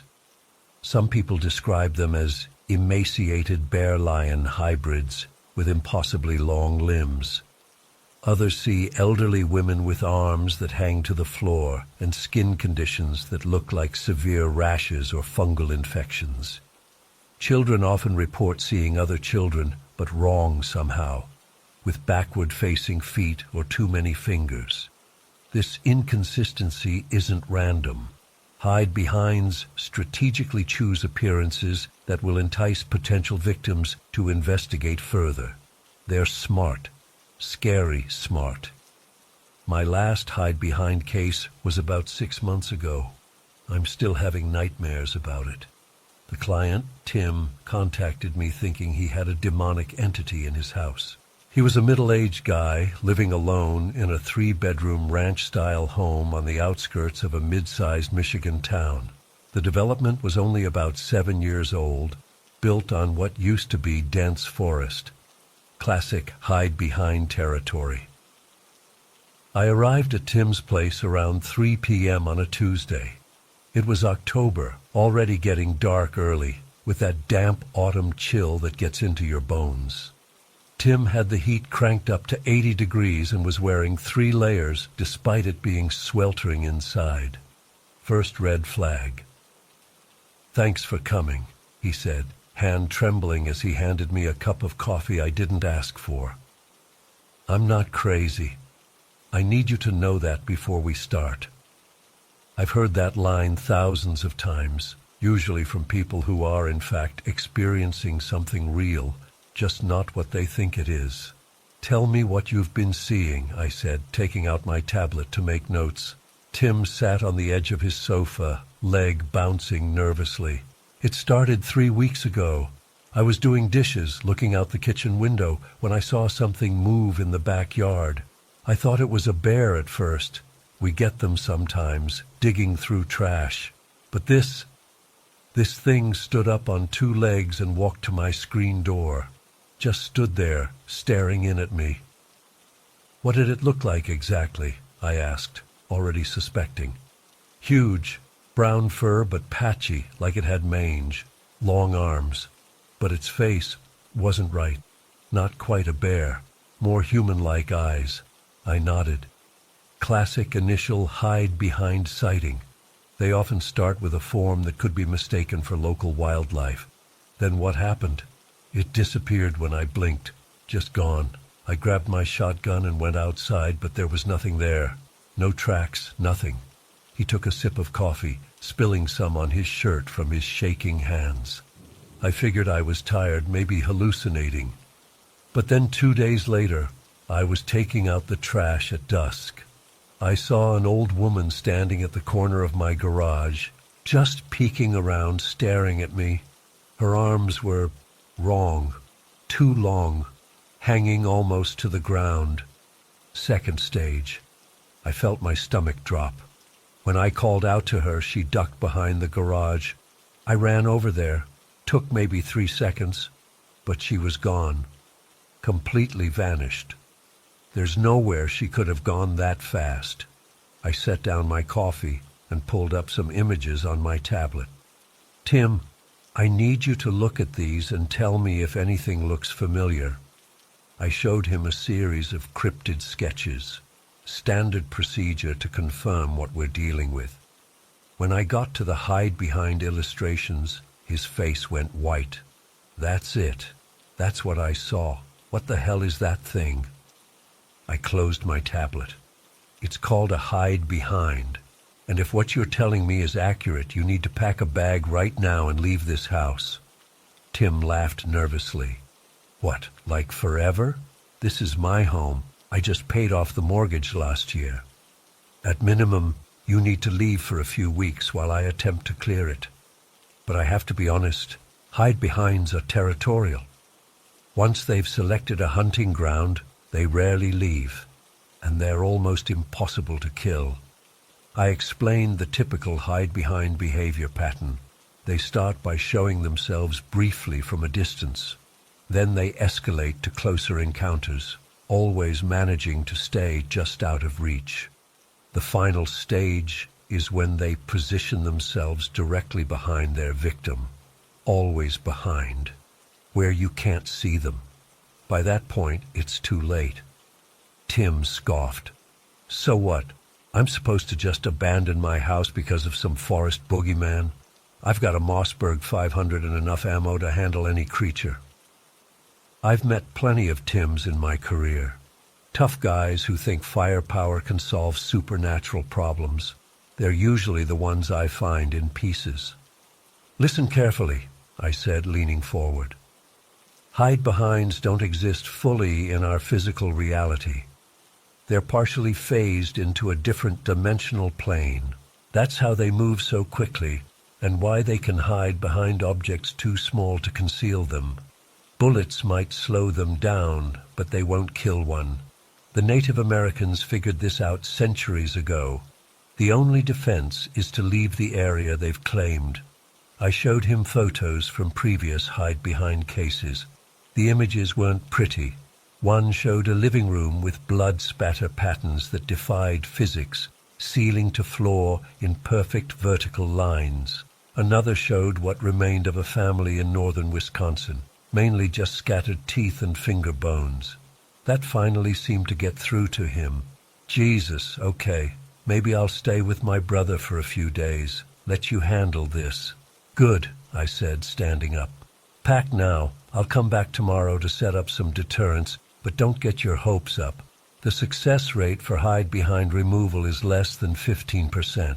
As Tim went to his bedroom to pack, I walked around the house checking windows and doorways. That's when I noticed something that made my blood run cold. There were tiny scratch marks on the inside of the door frames. Not on the outside where an intruder would try to get in, but on the inside, as if something was already in the house, trying to get out. I called out to Tim. How long have you lived here alone? About 3 years, he called back from the bedroom. Since the divorce. And when exactly did you first notice strange things happening? I needed to establish a timeline. Like I said, 3 weeks ago with the bear thing. I walked to his bedroom doorway. He was shoving clothes into a duffel bag. Nothing before that? No unusual noises? No feeling of being watched? He paused, thinking. Well, maybe. I don't know. I've had trouble sleeping for a couple months. Keep thinking I hear breathing behind me when I'm in bed. But I figured it was just stress from work. 2 months. This thing had been stalking him for at least 8 weeks. Tim, we need to leave right now. I wasn't being dramatic. Hide-behinds typically only reveal themselves once they're ready to feed. If he'd been seeing it for 3 weeks, we were already in the danger zone. Almost done, he said, zipping up his bag. Just need to grab my meds from the bathroom. As he walked into the ensuite bathroom, I noticed something that made my heart stop. The shower curtain moved slightly, just a tiny flutter like someone had exhaled behind it. Tim, wait. But he was already pulling back the curtain. Nothing was there. He grabbed his prescription bottles from the medicine cabinet and turned back toward me. All set. Let's go. As he walked past me, I caught a glimpse of something tall and spindly, ducking behind him, perfectly matching his movements so it remained directly behind him. I kept my face neutral, not wanting to trigger a reaction from either Tim or the entity.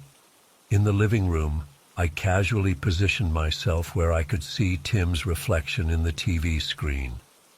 There was definitely something behind him, something with long, thin limbs and what looked like patchy fur. As I watched, it seemed to flatten itself impossibly thin when Tim turned, always staying in his blind spot.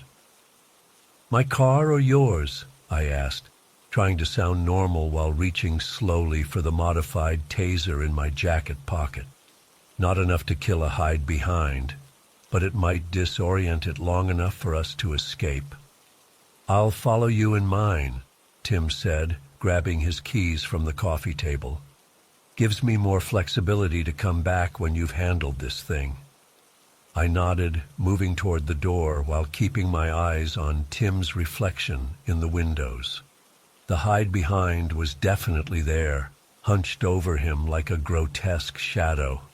"Sounds good. I'm parked just down the driveway." I opened the front door, stepping out first. Tim followed, and as he crossed the threshold, I struck. I whipped around with the taser, aiming just behind his head. There was a shriek, a sound like metal being torn apart, and the air behind Tim seemed to ripple and distort. Tim fell forward onto the porch, yelling in surprise. "Run!" I shouted, grabbing his arm and yanking him toward my truck. We made it about halfway down the driveway when Tim suddenly stopped. "My wallet! It's still inside. I can't leave without my ID and cards." "Forget it," I said, still pulling his arm. "I'll help you replace everything." "No, it'll take 2 seconds." He jerked free of my grip and ran back toward the house before I could stop him. I've replayed those moments in my mind thousands of times since then. I should have tackled him, should have knocked him unconscious and dragged him to safety. Instead, I stood there shouting after him as he disappeared back inside. I waited by my truck for 5 minutes, then 10. After 15 minutes of silence, I knew I had to go back in. I loaded my taser, grabbed a specialized UV flashlight from my equipment case, and approached the house cautiously. The front door was still open. "Tim?" I called from the doorway. No response. I stepped inside, sweeping the UV light across the entryway. Hide-behinds leave trace residue that glows under the right frequency of ultraviolet light. Not their physical form, but a kind of dimensional residue where they've phased between planes. The hallway lit up like a Christmas tree. Glowing handprints, if you could call those elongated 6-fingered impressions hands, covered the walls, floor, and ceiling. The density of markings told me this hide-behind had been living here for months, not weeks. "Tim?" I called again, moving deeper into the house. Still nothing. I found the first blood spatter in the kitchen. Not much, just a few drops on the linoleum, then more in the living room, a smear on the wall about shoulder height. The trail led to Tim's bedroom. I won't describe in detail what I found there. Some mental images you don't want in your head. I'll just say that Tim was still technically in the room, but not in any way that could be called living or even whole. The hide-behind had been efficient. I backed out of the room, accidentally knocking a picture frame off the wall. The glass shattered, and in that instant of noise, I caught a glimpse of something ducking behind the bedroom door. Just a flash of movement, too tall, too thin, with joints that bent in impossible directions. That was enough for me. I'm not ashamed to say I ran. 20 years of experience, and I ran like a scared child. Because when a hide-behind has fed, it's at its strongest and most aggressive. And it had clearly marked me as its next meal.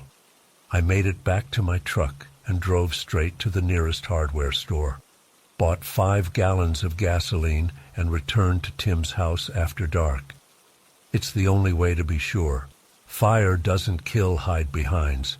Nothing really does, but it destroys their anchor points, the physical spaces they've claimed as territory. Without those anchors, they're forced to move on. I doused the house thoroughly, focusing on the bedroom and other areas with the heaviest UV residue. Lit a road flare, tossed it through the front door, and watched from a safe distance as the place went up in flames. Called in an anonymous tip to the fire department after it was fully engulfed, enough time for the anchor points to be destroyed, but not so long that the fire would spread to neighboring properties. As I was preparing to leave, I saw something that still haunts me. About 50 yards from the burning house, at the edge of the woods that bordered the development, I caught movement in my headlights. A small boy, maybe 7 or 8 years old, peeked out from behind a large oak tree. Our eyes met for a brief second before he ducked back behind the tree. I waited, but he didn't reappear. I knew what I'd seen. The hide-behind had already found a new form, one that would appeal to the neighbors who would inevitably come to gawk at the fire.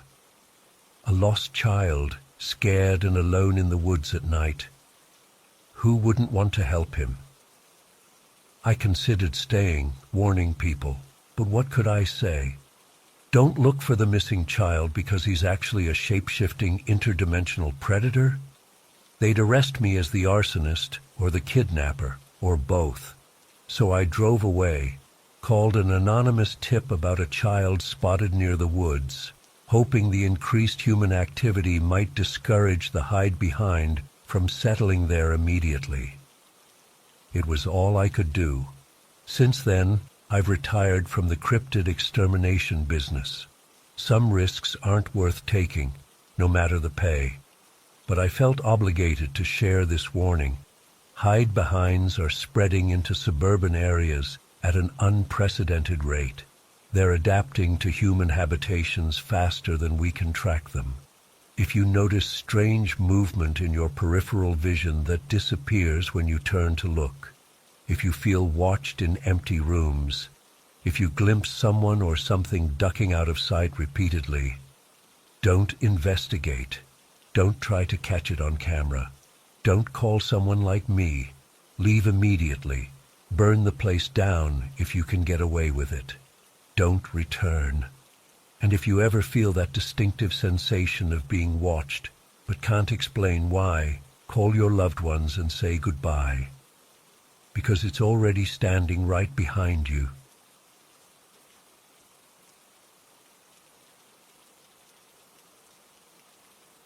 It was a Tuesday in late October, cold as hell already, the kind of night where the wind hits the building and makes these low moaning sounds.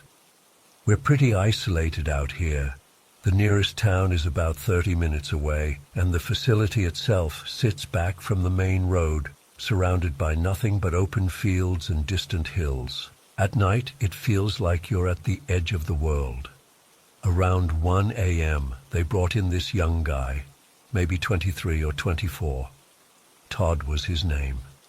He'd tried to hurt himself after getting into some trouble in town. I remember he looked terrified when they brought him in. Not the usual angry or drugged-out look we often see, but genuinely scared. His eyes were darting around the booking area like he expected something to jump out at him. While the arresting officer was filling out the paperwork, Todd kept mumbling something about an evil little man following him. I figured he was either high or having some kind of episode. We get that a lot, people detoxing or with untreated mental health issues. The protocol is the same either way. Suicide watch, which meant checking on him every 15 minutes throughout my shift. After booking, I escorted him to his cell. The whole time, he kept looking over his shoulder and whispering, "He's here, I can feel him watching." I tried to reassure him, told him he was safe now, but he just shook his head frantically. "You don't understand," he said, his voice cracking. "He finds people when they're vulnerable, when they're alone. He likes to hurt people." As I was about to leave his cell, he grabbed my arm, not aggressively, but desperately. "Please," he begged, "leave the lights on. He comes in the dark, please." I'm not usually one to break protocol, but something about his fear seemed so raw and genuine. I left the light on in his cell and told him I'd be checking in regularly. The relief on his face was immediate, like I'd just saved his life or something. For the next couple hours, things were quiet. We only had 7 other inmates that night, unusually empty for us, even though we're a small facility. Every time I did my rounds, Todd would be sitting up on his bunk, knees pulled to his chest, staring at the door. Not sleeping, not even trying to, just watching. Around 3:30 a.m., my supervisor, Kevin, called in sick, which meant I had to cover the entire facility alone until the morning shift arrived at 6. This happens sometimes. We're always understaffed. But that night, it made me uneasy. Something about the emptiness of the place, The way sounds seemed to echo differently. By 4 a.m. I was getting tired, and honestly I was annoyed that Todd was still awake, still staring wide-eyed at nothing. The light in his cell was clearly making it hard for the other inmates nearby to sleep, and one of them started complaining. I decided Todd had calmed down enough that I could turn his light off. When I told him this through the cell door, he went completely pale. "No, please," he said, his voice barely above a whisper. "He's waiting for the dark. I can feel him." I tried to be firm but kind. "You need to get some sleep, Todd. I'll still be checking on you every 15 minutes. Nothing bad is going to happen." He started crying then, silent tears streaming down his face, but I had to follow protocol. I turned off his light and continued my rounds. I felt bad, but figured he'd eventually tire himself out and fall asleep. About 20 minutes later, I was at the desk filing some paperwork when I heard it. A scream that made my blood run cold. It wasn't just frightened. It was the sound of someone in pain, in terror. I grabbed my radio and ran toward Todd's cell. What I saw when I got there still haunts me. Todd was pressed against the back wall of his cell, his body contorted in a way that looked physically impossible. His shirt was torn, and there were red marks appearing on his chest and neck, like someone was attacking him. But there was nobody else in the cell, nobody I could see anyway. "Help me," he screamed when he saw me. "He's hurting me. He's here." I fumbled with my keys, shouting for him to hang on. As I opened the cell door, Todd suddenly jerked sideways, like he'd been shoved hard, and fell to the floor. When I reached him, I could see fresh scratches forming on his arms, appearing right before my eyes, as if invisible claws were dragging across his skin. I've been doing this job long enough to know when someone is faking. This wasn't fake. I grabbed Todd and tried to pull him up, but it felt like something was pulling him in the opposite direction. The cell felt ice cold, even though our heating system was working fine everywhere else. "Get me out of here," Todd gasped. "Please." I managed to get him into the hallway where he collapsed, shaking violently. I needed to call for medical assistance, but I couldn't leave him alone. Looking down the corridor, I yelled for any of the other inmates to wake up. Several were already at their cell doors, having heard the commotion. "What's happening?" one of them called out. "I need to call for help," I shouted back. "Can you guys keep an eye on him from your cells?" I spun around, but the hallway was empty. "There's a little man following you," another inmate said, his voice shaking. "He's wearing a uniform like yours, but old-fashioned. He's got a nightstick. He's swinging it at you," a third inmate called out. "Jesus Christ, move." I felt a cold spot pass through me, like walking through a freezer door. Todd suddenly screamed again, clutching at his chest as if something had jumped on him. The ambulance arrived about 15 minutes later, which felt like hours. The EMTs were confused by the situation. Todd had real injuries, scratches and bruises that were still developing, but no clear cause. As they loaded him onto the stretcher, one of the inmates called out to me, "Officer, that thing jumped onto him when they put him on the stretcher. It's riding on his chest right now." The EMTs obviously didn't see anything, but Todd started screaming again as they wheeled him out, fighting against the restraints they'd put on him for his safety. After they left, I went back to the desk, shaking so hard I could barely write up the incident report. The facility was eerily quiet now, like everything was holding its breath. When I looked up from my paperwork, all the inmates were still at their doors, watching me. "You've never seen him before?" one of them asked quietly. I shook my head. "He's been here a long time," the inmate said. "Some of us see him, some don't. He likes the new ones, the vulnerable ones, and he likes people who believe in him. Now you know he's real. He might come for you too." I tried to brush it off as superstition, as the inmates trying to scare me. but I couldn't shake the image of Todd's body being marked by invisible hands, couldn't forget the genuine fear in the inmates' eyes when they shouted at me to move. Around 5:30 a.m. the phone rang. It was the hospital calling to inform us about Todd's condition. The nurse sounded confused. She said Todd was still claiming something was attacking him, even there in the hospital. They'd had to sedate him because he kept screaming about the little man in the uniform, sitting on his chest, squeezing his throat. "Has he got a history of hallucinations?" she asked me. I didn't know what to tell her. I just said we had no prior information about him. When my shift ended at 6, I couldn't bring myself to leave right away. I sat in my car in the parking lot for almost an hour, just staring at the facility.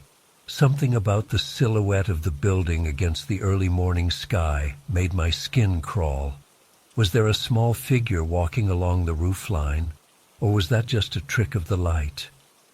On my drive home, I kept checking my rearview mirror. The empty passenger seat beside me seemed to drop in temperature every few minutes, and twice I had to pull over because I thought I saw something move in my peripheral vision, something small, uniformed, with a nightstick swinging at its side. Todd was transferred to a psychiatric facility the next day. I called to check on him, and the nurse told me he was still sedated. "He gets hysterical every time he wakes up," she explained. "Keeps saying the same thing about a little man who follows him, hurts him." I've been back at work for weeks now, taking my regular shifts, trying to convince myself that what happened that night was just some kind of mass hysteria.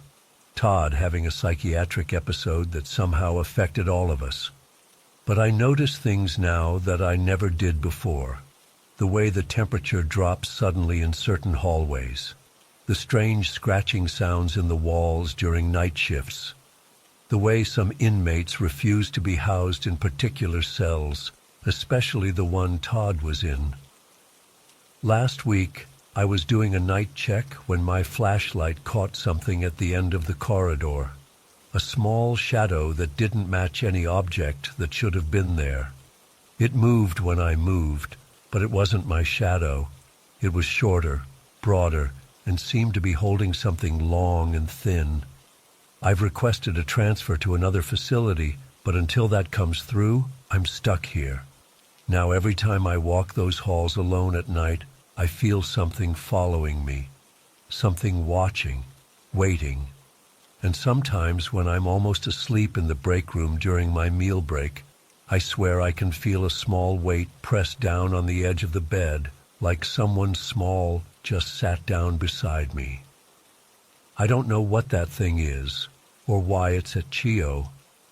I don't know if it's always been there, or if it came with Todd somehow. All I know is that it's real. It can hurt people, and now that I've seen what it can do, I'm afraid it's noticed me too.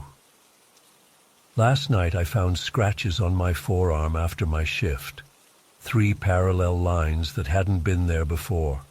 I don't know how much longer I can work here. I don't know if transferring will even help. What if it follows me home? What if it's following me right now?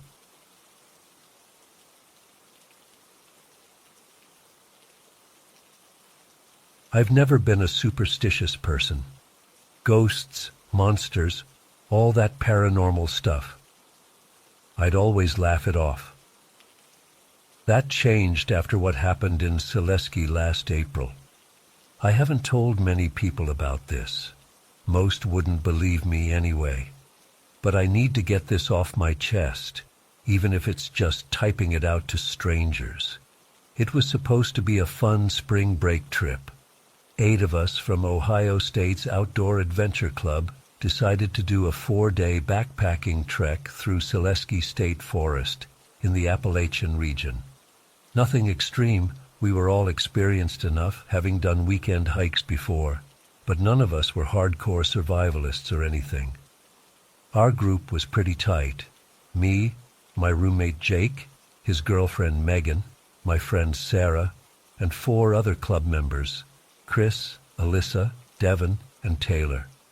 We'd all hung out plenty of times before, gone on day hikes, that kind of thing. This was our first multi-day trip together, though. The first day started normal enough. We parked at the trailhead around noon, checked our gear one last time, and headed out. The weather was perfect for early April, cool but not cold, no rain in the forecast. The trail was moderate difficulty, mostly winding through dense forest with some elevation changes. The plan was to hike about 8 miles to our first campsite. Everything felt fine those first few hours. We talked, joked around, took pictures of the spring wildflowers starting to bloom. But as we got deeper into the forest, something changed. I can't really explain it well, but the woods just started feeling wrong somehow, like when you walk into a room and can tell someone's been arguing, even though everyone's quiet when you enter. By late afternoon, we reached the area where we planned to camp, a small clearing about half a mile off the main trail. It was beautiful, with a little stream nearby for water, but I immediately felt uneasy about it. The spot was nestled in a slight depression, surrounded by thick stands of ancient trees that blocked most of the horizon. It felt too enclosed, too isolated. "Guys, maybe we should find somewhere else," I suggested, trying to sound casual. Everyone looked at me like I was crazy. We'd already hiked 8 miles. It was getting late, and this was the designated camping area according to our trail map. "What's wrong with here?" Chris asked, already shrugging off his pack. "I don't know. Just doesn't feel right," I said, immediately regretting how stupid that sounded. Jake laughed. "Dude, you getting spooked by the woods already? We've got 3 more nights to go." Everyone chuckled, and I forced a smile. "Yeah, whatever. Guess I'm just tired." We set up our tents in a rough circle around what would be our fire pit. Everyone had their own one-person tent except Jake and Megan, who shared a 2-person. I positioned mine facing the small stream, thinking the sound might help me sleep. The evening was normal enough. We got a fire going, cooked our dehydrated meals on portable stoves, passed around a flask of whiskey Chris had brought. People talked about classes, summer plans, told some jokes. But I couldn't shake this weird feeling. The forest around us was unnaturally quiet. No owls, no rustling, hardly even any wind in the trees. Around 10 p.m., we put out the fire and headed to our tents. I was exhausted from the hike, but still felt on edge. I zipped myself into my sleeping bag and tried to relax, listening to the soft gurgle of the stream nearby. Eventually, I drifted off. I woke up suddenly at what my watch said was 2:13 a.m. At first, I wasn't sure what had woken me. Then I heard it, footsteps, heavy ones, moving slowly around the perimeter of our campsite. My first thought was bear, but these footsteps sounded different, too deliberate, too rhythmic, like a person walking very slowly, heel to toe. They weren't trying to be quiet either, which is what made it even more unsettling. It was almost like whatever it was wanted us to know it was there. I froze in my sleeping bag, barely breathing. The footsteps circled the entire campsite once, then stopped right behind my tent. I could hear breathing, a weird, raspy kind of breathing that sounded almost human, but not quite right. Too labored, too wet-sounding. Then it started moving again, this time stopping at each tent for maybe 30 seconds before moving on to the next. I could tell exactly where it was based on the sound. When it came to my tent again, I nearly stopped breathing altogether. It stood there, so close I could hear what sounded like sniffing, like it was trying to smell who was inside. I wanted to call out to the others to see if anyone else was awake, but I was terrified that making any sound would cause whatever was out there to, I don't know, attack. I just had this overwhelming instinct to stay absolutely silent. After what felt like hours but was probably only minutes, it moved on again. I slowly, very slowly, shifted in my sleeping bag to look out the small mesh window of my tent.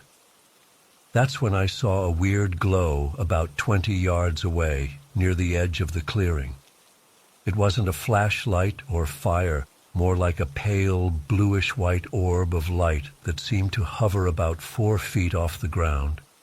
It was faint enough that I thought I might be imagining it at first. As I watched, the footsteps continued circling our camp, but I couldn't see what was making them. The orb just hovered there, unmoving. Then suddenly I heard a snapping noise from the opposite direction, like a large branch breaking underfoot, and the orb vanished. The footsteps quickened, moving toward where the orb had been, then everything went completely silent. Not just the footsteps, everything. The stream I could hear earlier seemed to stop flowing. The normal nighttime forest sounds, what few there had been, disappeared completely. It was like the world had been muted. I lay there, rigid with fear, for what felt like forever. I checked my watch again, 3:47 a.m. Over an hour and a half had passed.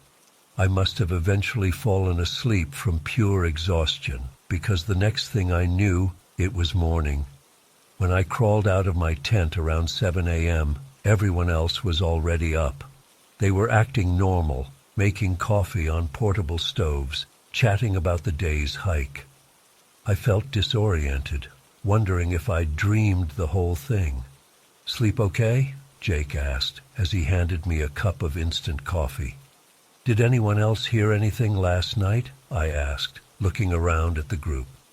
Most shook their heads, but Devin paused, looking uncomfortable. "Like what?" he asked. "I don't know. Footsteps? Around the camp?" Devin's face changed. "Holy shit, you heard that too? I thought I was losing my mind." Alyssa, who'd been quiet, suddenly spoke up. "Wait, you guys heard it? I did too. I was too scared to say anything." "What about a light?" I asked. "Did either of you see a weird light?" Devin nodded slowly. "Yeah, like a blue-white glow. I saw it through my tent mesh. What the hell was that?" The others were looking at us like we were crazy. Chris suggested it was probably just a hiker passing through with a headlamp, maybe checking out our camp. Taylor thought it might have been local teens messing with us. "At 2 a.m., Devin challenged. "And those weren't human footsteps, man. They were too heavy." "Probably just a deer," Megan suggested. "They can sound really loud at night." But I knew it wasn't a deer. Deer don't walk heel to toe. They don't stand in one spot breathing heavily. And they definitely don't make strange glowing orbs appear. We packed up camp and continued our hike. But I couldn't stop thinking about what had happened. 3 of us had experienced the same thing. That wasn't coincidence. As we hiked, I fell in step beside Devin, keeping my voice low. "You really think that was a deer?" I asked. He shook his head. "No way. Whatever was walking around our tents was big, and that breathing sound..." He trailed off, looking uncomfortable. "Like it was almost human, but not quite," I finished. "Exactly," he said, looking relieved that someone understood. "And did you notice how the forest went completely silent after? Like everything was hiding?" I nodded. "Yeah, like whatever it was scared everything else away." That night, we camped at a different site, this one more open, situated on a ridge overlooking a valley. I felt better about this location, less enclosed, more visibility, but I still couldn't shake my unease. We stayed up later, keeping the fire going until almost midnight. No one mentioned the previous night, but I noticed both Devin and Alyssa kept looking into the darkness surrounding our camp. When we finally turned in, I lay awake for a long time, straining to hear any unusual sounds. Nothing came, and I eventually fell asleep. The rest of the trip passed without incident. We completed our loop trail and made it back to our cars on the fourth day. Everyone was in good spirits, talking about doing another trip in the fall. But Devon, Alyssa, and I exchanged glances. None of us brought up what happened that first night again, not even when we were alone. When I got back to my dorm, I couldn't stop thinking about it. I started researching online, typing in searches like strange footsteps Appalachian woods and blue orb light forests Ohio. Most results were typical paranormal forums with questionable stories, but a few threads caught my attention. One forum had multiple accounts from hikers in the Appalachian region describing similar experiences.